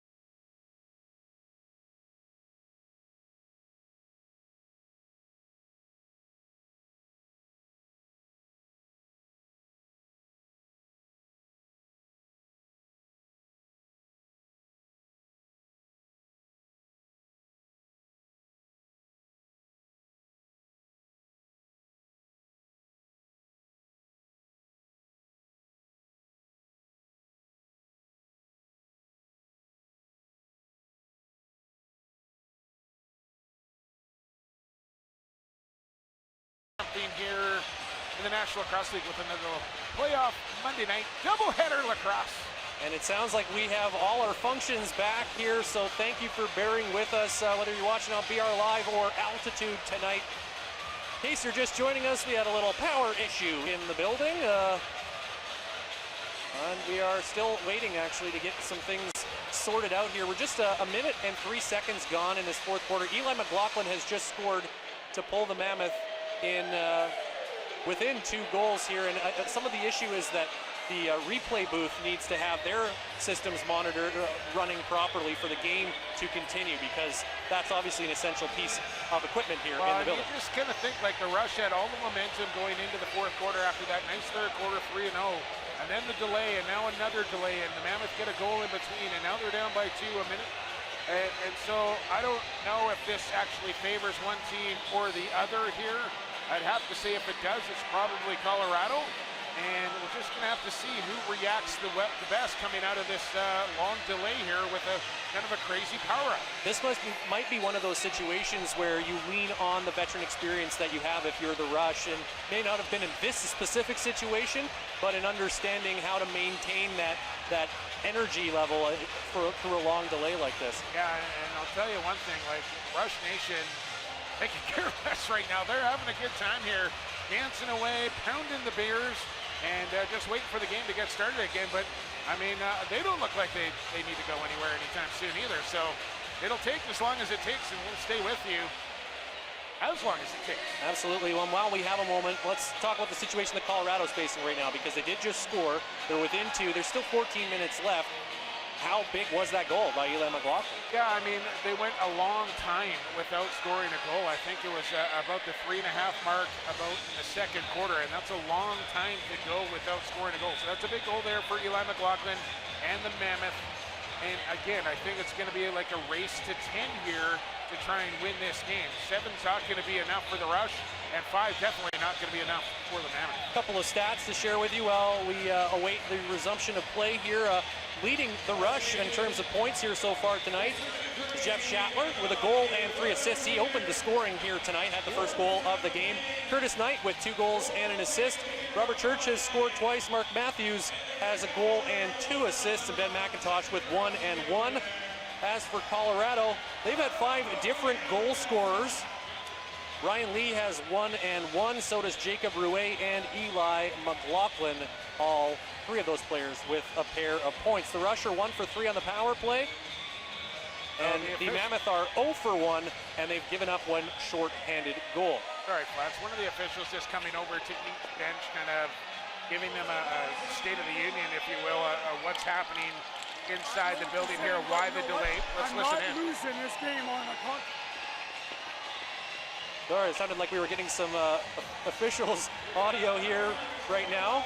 Pat Coyle, some emphatic words I think we picked up on the mic there.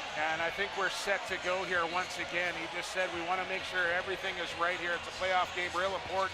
We want to make sure all the T's are crossed and the I's are dotted. Well, the whistle, let's play some lacrosse. A bonus one for you tonight. 13:55 remaining in this third quarter. We're back underway. Thank you for sticking with us here. Ryan Flaherty alongside Jake Elliott, Darren Dupont at floor level.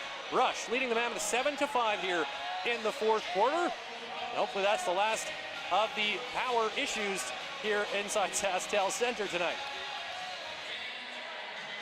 Ryan Lee can't pick up that pass, but Wardle takes it on the bounce, but his pass is intercepted by who else? Kyle Rubish, who takes it back up the floor. Knight hustling off the bench. Matthews takes the feed from Rubish, has the ball knocked free by Capito, but gets it back and now gets it to Church. Still plenty of time, 15 on the shot clock. Church to Keenan. Keenan bringing Shatler towards him. Now Matthews to Church and McIntosh. Little stutter step to Matthews. Shot stop. No, just wide. Looked for a second like it got a piece of ward, but the 30 seconds will expire and Colorado will take over. Good shot block there to get in the lane of Mark Matthews, who is at the point looking to tuck. Rouet for Colorado. Gets it to Wardle. Cross for Lee. Ryan Lee. That shot disrupted by Matt Hossack. Sorry, Jumbo. I'm sorry, Ryan. I just don't know where the moving picks are here. And now a chance in transition, but Messenger's pass is behind Hossack. They had a 2-on-1 on that left side. Couldn't make it click. Coates now, long pass, kind of in between two teammates. So the Mammoth somewhat fortunate to get it. They did have a numbers advantage though, as Hope will slow it down. Now Ryan Lee.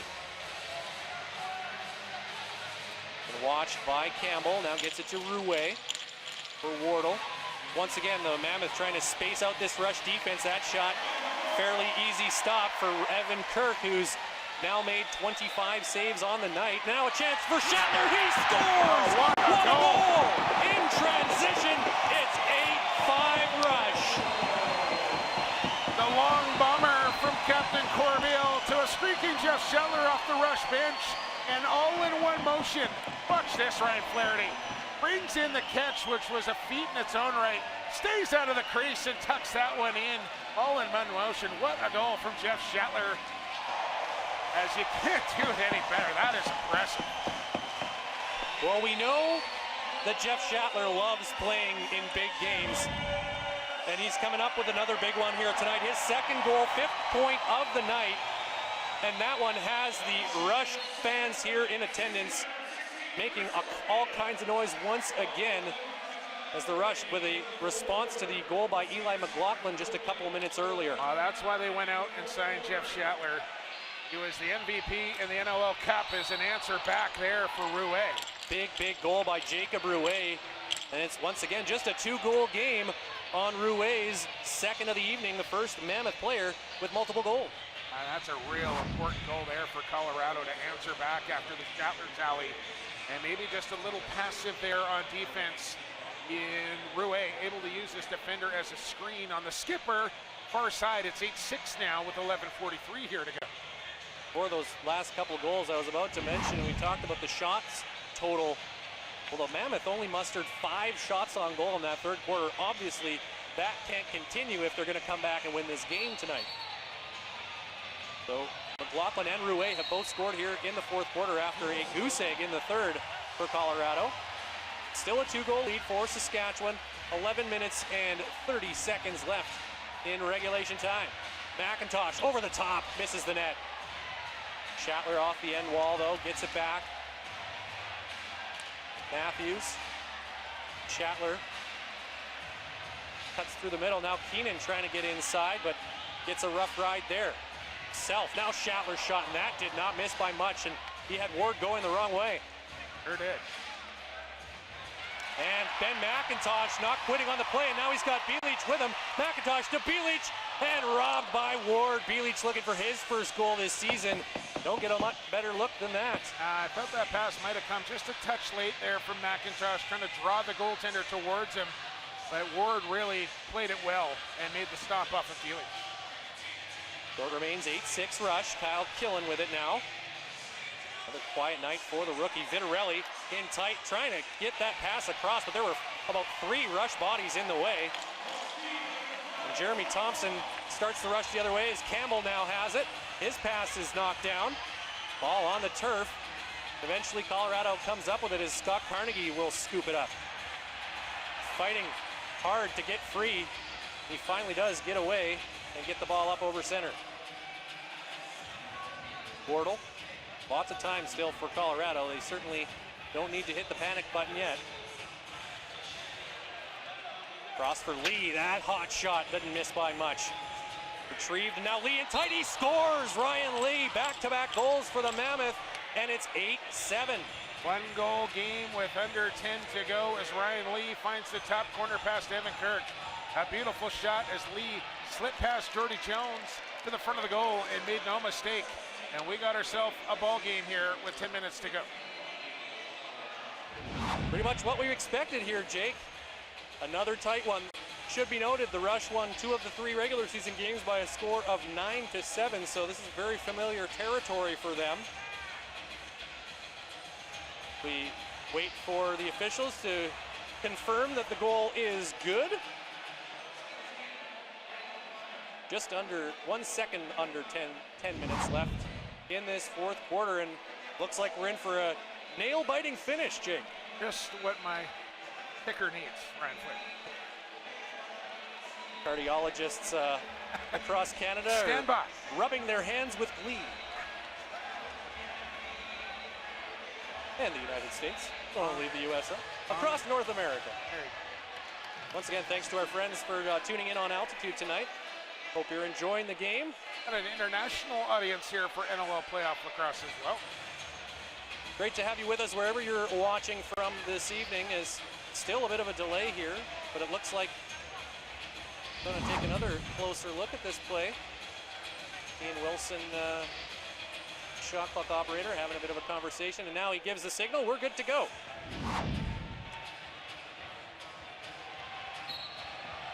Whistle has blown, and they battle it out again. Edwards and Thompson. Good job to scoop it free. Corbeil comes up with it, and the Rush get the all-important face-off win after giving up that goal. Bilic down into the corner for Matthews, who will wait for the change to be completed. Now it is, and Matthews gets in motion. Quiet night so far for the mailman, but he can go off at any given moment. Tries there, but Dylan Ward was ready for that long shot. And it ricochets all the way back down the floor, and Evan Kirk alertly hustling out of his crease to track it down. That's good hustle there from the Rush goaltender. So a new possession for Saskatchewan thanks to the heads-up play from their goaltender, Schattler.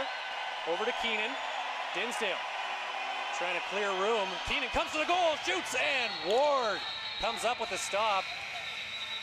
That'll bring us to a timeout as we have got ourselves a one-goal game in this single elimination affair. It's 8-7 in favor of the Saskatchewan Rush. The Mammoth have scored twice to narrow the gap. We'll be back with more fourth quarter action in just moments. You're watching the NLL playoffs on BR Live. The NLL playoffs continue tomorrow as the Bandits host the Black Wolves on Saturday at 7:30 p.m. Eastern Time, while a special Monday night NLL playoff doubleheader is on deck when the Swarm take on the Rock at 7:30 Eastern, followed by the Seals playing host to the Roughnecks at 10:30 Eastern.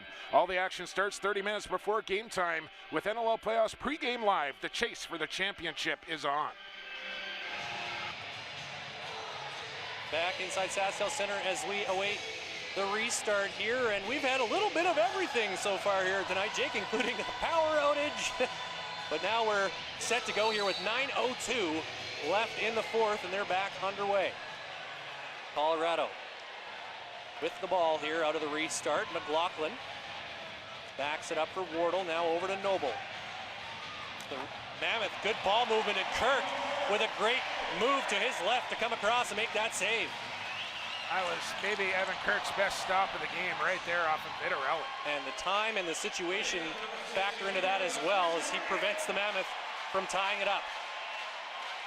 Corbeil to McIntosh. The crowd tries to spur their team on here to victory. Still a long way to go before they can do it. About to say, Ryan, this is what you play all season for. Home floor advantage for this scenario right here. The Schattler shot beats Ward and just misses on the post. Ball bounces out of play, so it'll go to Colorado here. Rather thinking about his options, and now he'll just throw it across to Wardle and head over to the bench. Brian Lee steps in. Once again, Mammoth with a player behind the net. Killen has it. Now a chance off the ricochet, and there was room there, but Wardle couldn't beat Kirk. Oh my goodness, Chris Wardle had all sorts of net and missed it. Missed opportunity there for Chris Wardle to tie it up once again. It's getting down to white knuckle time here, 7.5 remaining in the fourth. Matthews looking for an opening, he just can't find it though, and tried to squeeze it in on the short side, but Ward had it covered. Back come the Mammoth. Lord up ahead for Lee. Now it's Noble. Gets it over to Rouet, now skipping it over to the right side. McLaughlin. Down low for Lee as Mammoth get things reset here once again. 5 on the shot clock. McLaughlin gets around his man and scores. McLaughlin ties it up. What a goal by Eli McLaughlin. And that's the kind of effect that Eli McLaughlin can have on a game as he ties it up. I want to give Corey Vitarelli the credit here on this goal as he was just blowing people up on picks, and that opened up the space for McLaughlin, who goes to the outside of Mitski, and one that Evan Kirk probably should stop from a tough angle. And we are tied with 6:57 to play here in the Western semifinal. 3 straight goals by the Colorado Mammoth.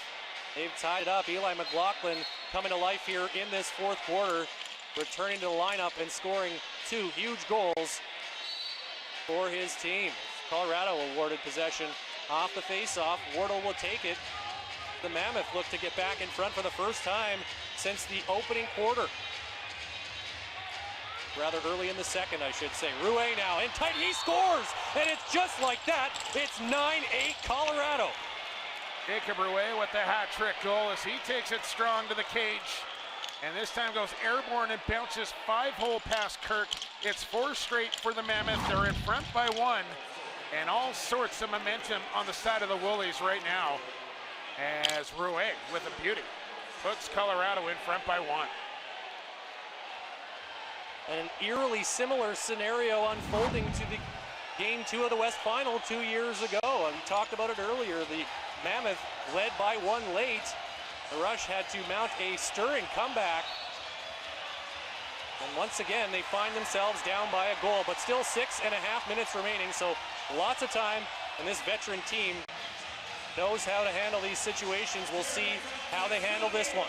Shatler with Matthews trying to clear room. Now across for Church, but that shot is stopped by Ward. McIntosh working hard to get that reset, and he does. So McIntosh across for Keenan. And the crowd in full voice as McIntosh gets it tight and scores! What a goal by Ben McIntosh all alone. Dylan Ward at his mercy, and he ties it up at 9. Oh, and Rush Nation goes absolutely berserk on the goal from Ben McIntosh. Set up from Matthews, and then the hard sell as Ward down and out. No chance as McIntosh goes dip and dunk, and we're tied at 9. Huge response by the Rush. Just moments after they went down 9-8. We talked about Ben McIntosh and how the Rush needed him, and what a time for him to get his second of the night.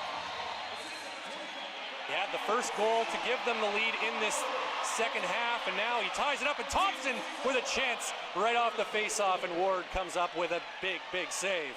Aggressive take there from Jeremy Thompson, but Dylan Ward nicks the stop. So the next goal will be massive. And you talked about a race to 10. Jake, well, here we go. I hope you bought a Lotto 649 tickets. Got my 50-50. There we go.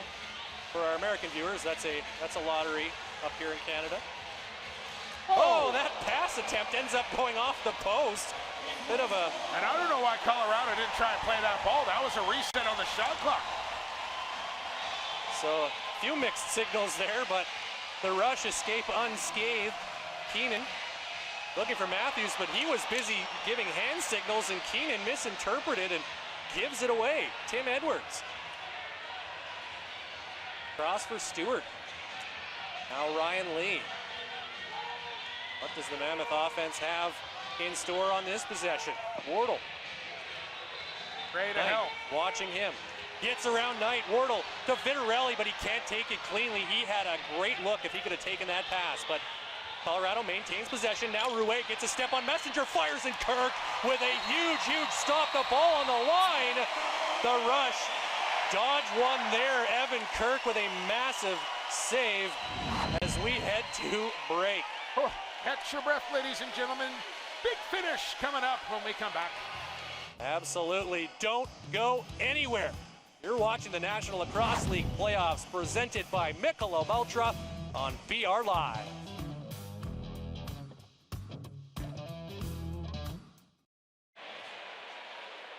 Time now for our Geico play of the game. It was a tough call between Ben McIntosh's tying goal, but we went with this beautiful effort by Curtis Knight. Yeah, Knight with the original shot, picks it up off the side, netting all in one motion.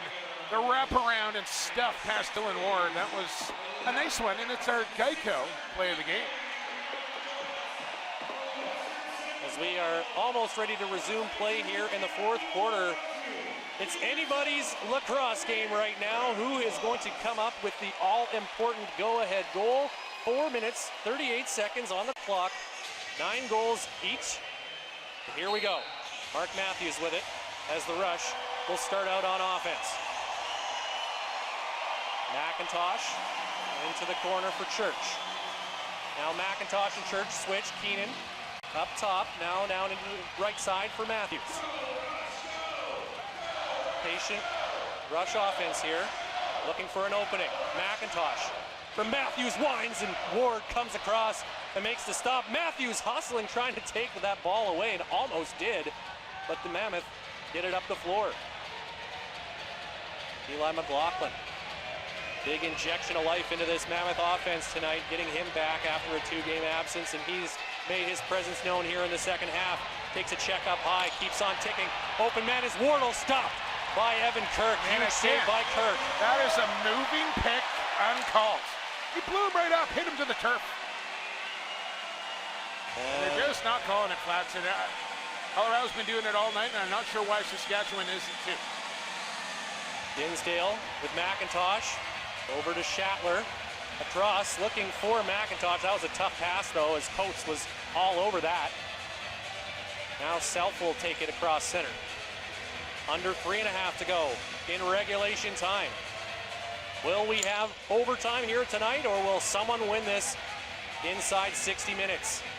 Killen to Rouet, had a step but couldn't take the pass cleanly. Good recovery by the Mammoth, though. Nice work by Vitarelli to get a new possession for Colorado. McLaughlin working on Campbell. Can't get free, but good job down low, and they score! Ryan Lee got free, and a little backhander down low beats Evan Kirk. It's 10-9 Mammoth with 2:56 to go. That is a heck of a goal there from the RIT product, Ryan Lee. Crossing over again, another well-executed pick and roll. And Lee finds himself open this time, goes across his body on the shovelers to the stick side past Kirk. And Mammoth pushed back in front, 10-9, 2:56 to go. It's a hat trick for Ryan Lee, who now has 6 points tonight. The sophomore for the Colorado Mammoth. McLaughlin drawing an assist as well. He's got 5 points. And nervous time here for Rush Nation. Down a goal, as Colorado has their highest offensive output of the season against Saskatchewan, at least. First time they've scored double-digit goals against the Rush in 4 games this year. As the fans get on their feet, try to give their team a little extra boost. Matthews to Church, 10 on the shot clock. McIntosh to Matthews, gets around, shoots, and misses wide on the far side. Ball bounces out of play. It'll go to Colorado. 2:28 to go in the fourth. Yeah, Matthews has had that look a number of times here tonight and tried to go with that bounce shot, pull it back to the short side, and he's missed every time. Wardle into the corner. McLaughlin stumbles. Tough time there to get taken down by the turf monster, but does well to get the ball to a teammate as Rouet finds Lee, whose shot is wide. Now he retrieves it off the glass as the shot clock winds down, and 1:58 to go now. Yeah, still a little early to pull Evan Kirk here, but under 2 minutes. Every possession is massive now. Campbell into the corner for Knight. Now Knight with a bit of a stumble on the carpet. Gets it over to Keenan. Schattler. Does he have some more late game magic in him? Dinsdale looking in tight for Keenan. Backhand try, stopped by Dylan Ward. Huge save there on the bid from Keenan. 1.5 minutes remaining in regulation. If the Rush can come up with a stop here, expect Kirk to come next time. Now McLaughlin with it. Across for Noble. Rush cannot afford to give one up now. Lee over to Noble. Now McLaughlin right side. Into the middle looking for Rouet. Sticks in the way of that pass. Hossack will pick it up. 1:08 left on the clock. Hossack sprinting up the floor. Kirk looking for a signal. And the Rush will call timeout with 63 seconds on the clock, facing a 1-goal deficit. Yeah, they don't know if they're going to get another possession here, so pull the goaltender now, call the timeout now, and go for broke. You're down a goal, and your season on the line here. If the Rush want to continue, they're going to have to cash in. Well, if the Mammoth can hang on to this one here, it would have to go down as one of the bigger upsets in NLL playoff history, but they've still got some work to do defensively and offensively. Jacob Rouet has had some timely goals here tonight for the Mammoth. Yeah, he's got the go-ahead goal as well. No, excuse me, that's Ryan Lee, but Rouet, a real big catalyst here for the Mammoth tonight, a hat trick for 20, and his best game of the season for sure. Will it be enough here tonight as the Mammoth sit on 10, the Rush on 9? Nobody is sitting right now in this building. They are all standing, trying to encourage the men in green to find one more goal here and take this thing to overtime. We saw it happen 2 years ago. A late equalizer and an even later winning goal. Right now, all the Rush care about is getting that tying goal. Just about ready to restart here. Waiting for the signal, and here we go. Brian Keenan over to Ben McIntosh. Now Church and Dinsdale is at 6-on-5. Evan Kirk is on the bench. Matthews across for Church. Dinsdale to Matthews, trying to get Matthews free. Church finds Schattler, low shot, and a kick saved by Ward, who just got the left foot on that. Now man. Kirk trying to sprint to the goal, and McIntosh forces it into the Colorado net. What a turn of events! Oh my goodness! 41 seconds left. We are tied at 10 on Ben McIntosh's hat-trick goal. I don't believe what I just saw. I don't even know if I know how to explain this goal right here as McIntosh just poaching on top of the crease. Here comes the challenge flag, I would think, but we're under 2 minutes, so it's got to come from the officials. But Robert Hope just left that ball loose laying in the crease. McIntosh pounced on it. Did Keenan get out of the crease in time? He did. And there you go, stick it in, and we're tied with 41 seconds to go. Unbelievable. That's the exact word I was just about to use, Jake. Absolutely unbelievable turn of events here.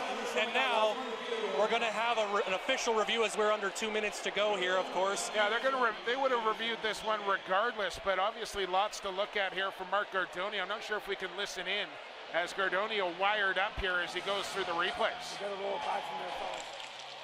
Okay, so due to that power outage, nothing.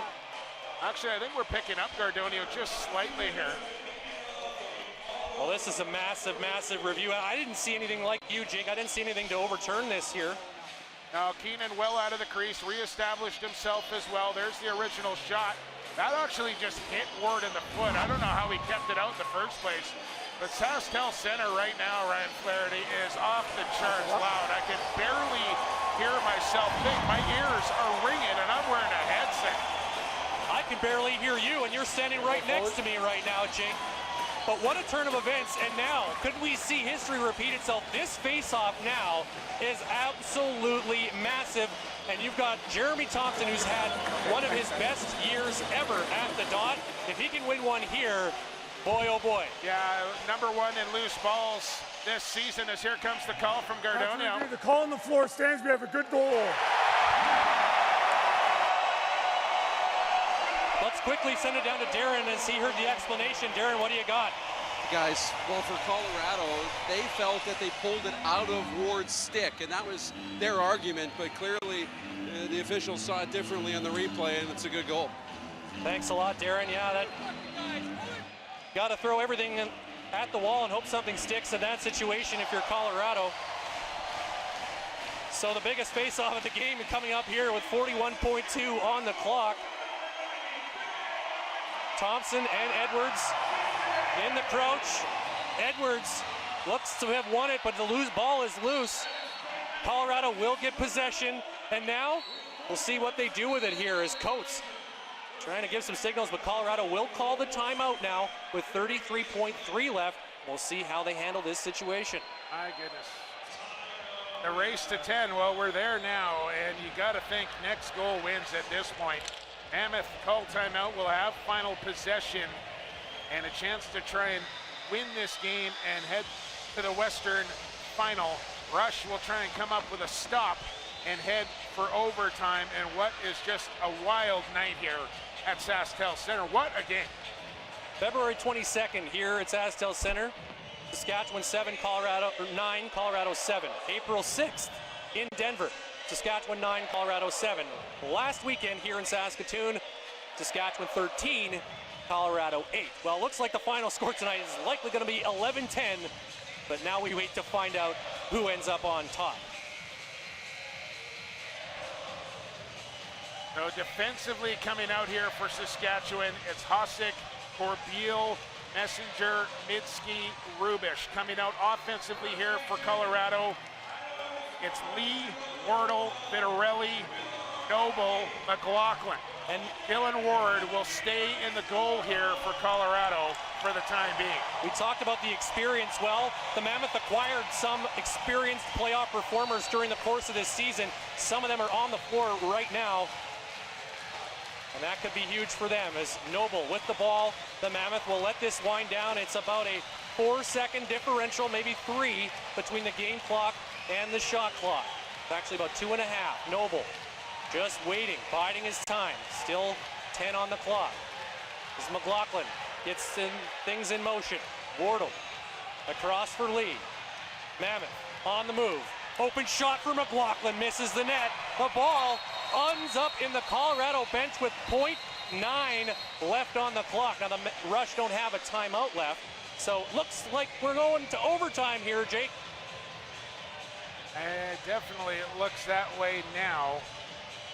As the ball went out of play, just .9 on the clock here on the change of possession.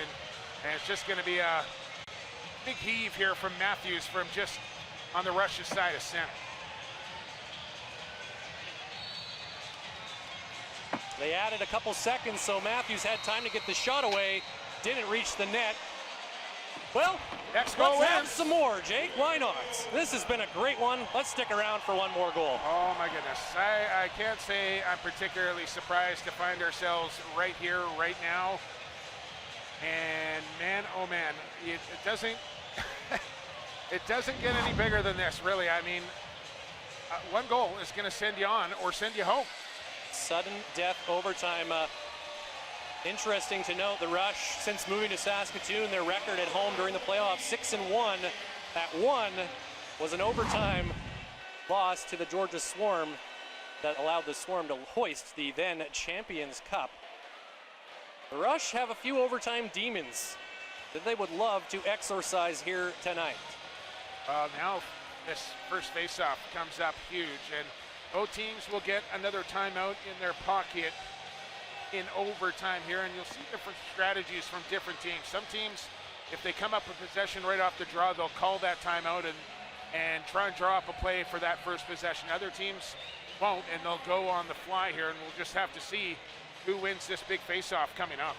One goal will be the difference between surviving to play another week and going home for the season. The Rush coming in on the heels of their 6th straight season, finishing first in the NLL West Division, but the Colorado Mammoth have given them all they can handle here tonight. And one goal is all it will take for Colorado to complete the upset here this evening. And face-offs, if you're keeping score at home, just about dead even. Jeremy Thompson, 12 for 23 so far here tonight, but none bigger than the one that's about to come up. And quickly before we resume play, let's head down to floor level and see what Darren Dupont has for us. Yeah, guys, I mentioned it earlier, and then the Rush scored, but much different effort than last night, especially, you know, from Colorado. And they got a fairly young group up front. I talked to them about the experience, and are they on track? Yes. It won't feel like it if they don't survive tonight, but the effort they put forward, this is huge in their development, but of course it won't mean anything if they don't move on. Big overtime ahead. Listen to this crowd, Ryan Flaherty.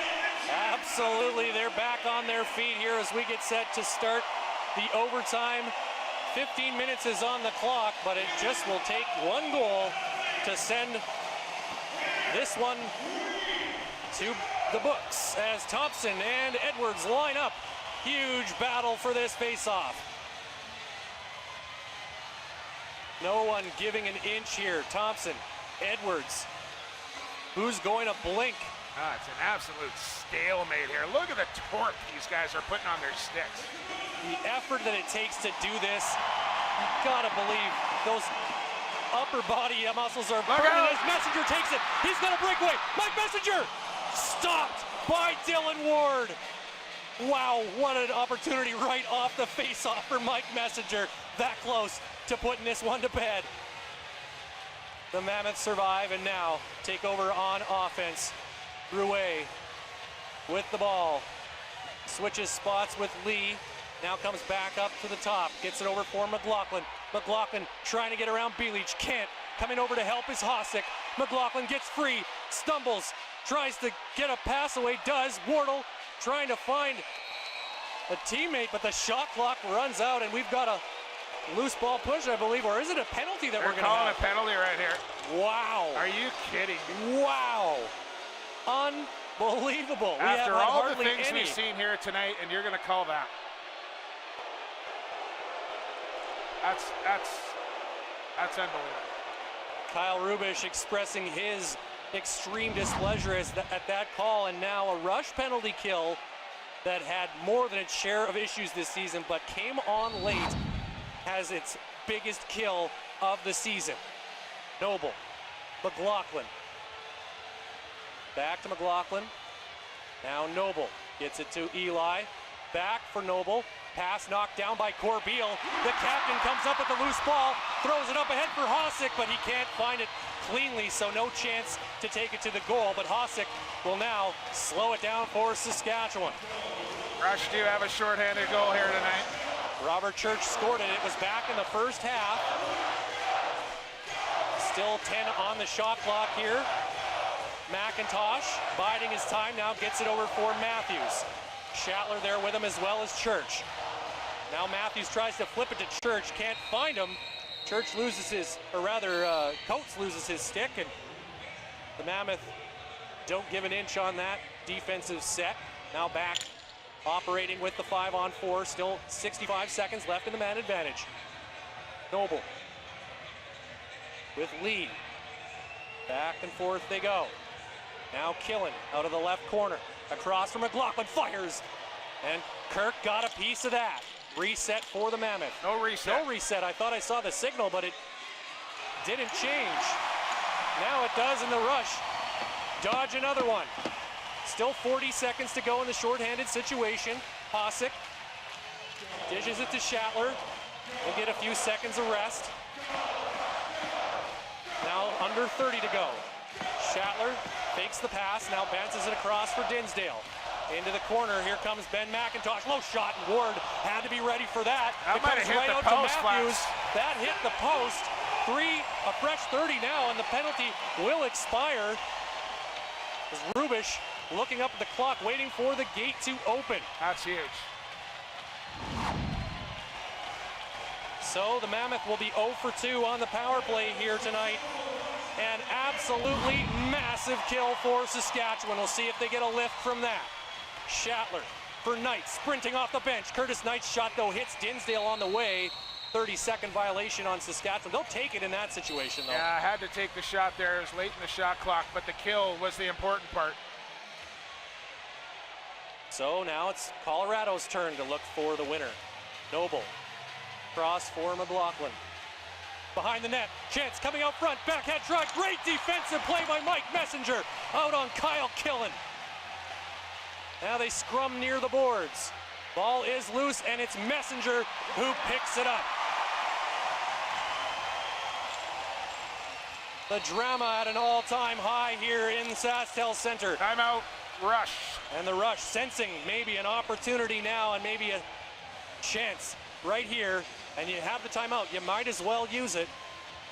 We've already played 3 minutes and 46 seconds here in overtime as we wait for a hero. What a game, Brian Flaherty. What a game. somebody is going home a hero tonight. Well, the fans are certainly getting their money's worth, and for those of you watching on BR Live or Altitude, we certainly hope you're on the edge of your seats because it is an absolute blitzer here tonight. So Jeff McComb will gather the offense here, and he's had one in his back pocket. He's been waiting to pull out all season long for a game-winning goal. Now would be a pretty good time to use it. Mark Matthews with just one goal here tonight. He's taken a bit of a backseat in the offense, although the Mammoth have obviously devoted a lot of energy to slowing him down. We'll see who gets the ball on their stick for this opportunity. Shatler, Matthews, Dinsdale, Church, McIntosh, Lintz, Hope, Lord, Capito, and Coates on defense for Colorado as Matthews off the restart finds Church, shut down by Capito. Back to Matthews and picked off. Capito, breakaway, coming back the other way, scores! Joey Capito wins it for the Colorado Mammoth. They pull off the upset, their first ever playoff win over the Rush, and they're off to the West Division Final. Lightning on a breakaway strikes here for Colorado as they pour onto the floor in jubilation and send Rush Nation home in utter disappointment as they win it 11-10 on a breakaway goal from Joey Capito, the dagger. What a win for the Mammoth. What a win for the Colorado Mammoth. This is a huge benchmark for them right now. As Steve Fryer makes the shush noise, the signal to the crowd here at SaskTel Center. For the first time since moving to Saskatoon, the Saskatchewan Rush will not have a chance to play for a championship. Incredible. Just this game really could have gone either way, and you got to give the Mammoth some credit here tonight. They came to play, and it just came down to one possession, and Joey Capito, who is ever so dangerous on the breakaway, cashes in. The two-time transition player of the year.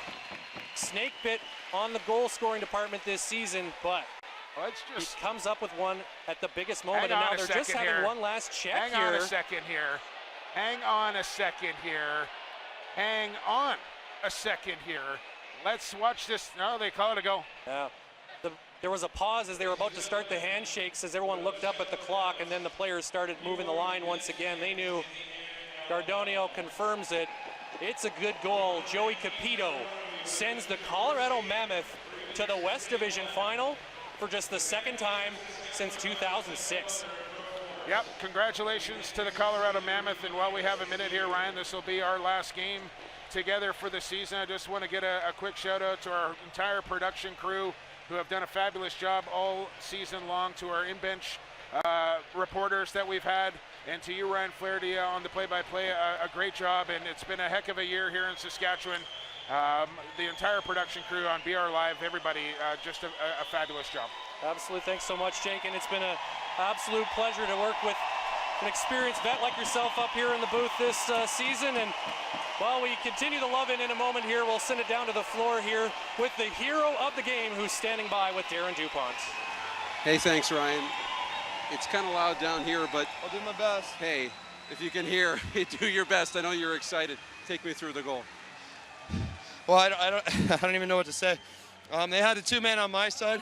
We were coming up the wall on the three-man, and if I'm high like that, I get the opportunity to jump it. And it was the pass just a little bit too inside. I reached out, grabbed it, and tried to shut my brain off and not think too much about what I was going to do, and was fortunate enough to get that goal. What does this moment mean for you and the Colorado Mammoth? I want to say it means everything, but we plan on having at least 3 more wins the rest of the season, so it means we get to keep playing next week, and we got to reset the page quickly to be ready to go. How easy is it to transition into overtime and reset after you had the run and you had the lead late in that game and a bit of a wild finish? It's tough, and the way this game ended, we thought a questionable no call, but I mean, I'm so proud of our guys. We have a lot of character in the room, and we don't care what happened all season. We knew it was a new season, and proud of how we battled, and we were able to come through with it.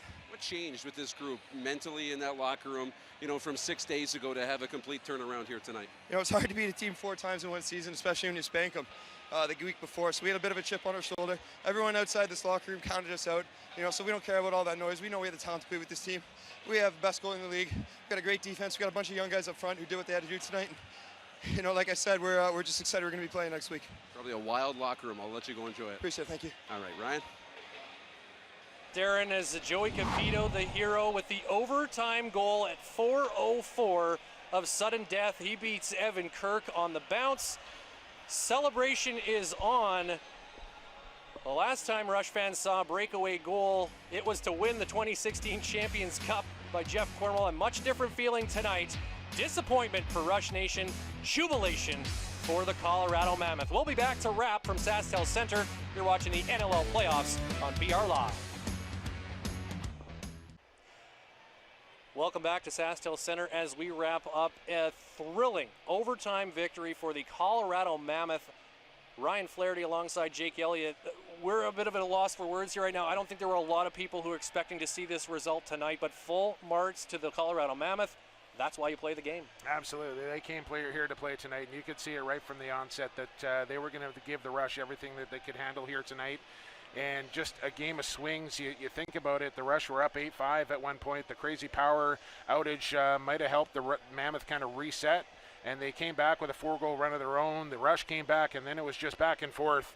And it came down to the final possession in overtime. You think Messenger with that great chance on the breakaway, right off the opening draw, Dylan Ward stares him down. Capito with the pick off the top of the defense, and you're not going to catch Joey Capito from behind, and he's so dangerous on the breakaway, and he buries it past Evan Kirk to send the Mammoth to the next round. In some ways, it felt like the Rush escaped a couple times before giving up that winning goal. They had to kill off a penalty in overtime, and Ben McIntosh scored a crazy weird goal in the final minute just to force overtime, and maybe indicative of the season that the Rush had this year, just never really putting it together for a long stretch, and maybe came back to haunt them here tonight. Yeah, it was just an up and down season. It was an up and down game here tonight, but again, I don't want to take anything away from Colorado here tonight. I think they earned this victory. They played really well, and it started with their goaltender, Dylan Ward, who was absolutely sensational between the pipes for the Mammoth, and showed you why he's highly regarded as the #1 goaltender on the planet. 43 saves tonight on 53 shots for Dylan Ward. It was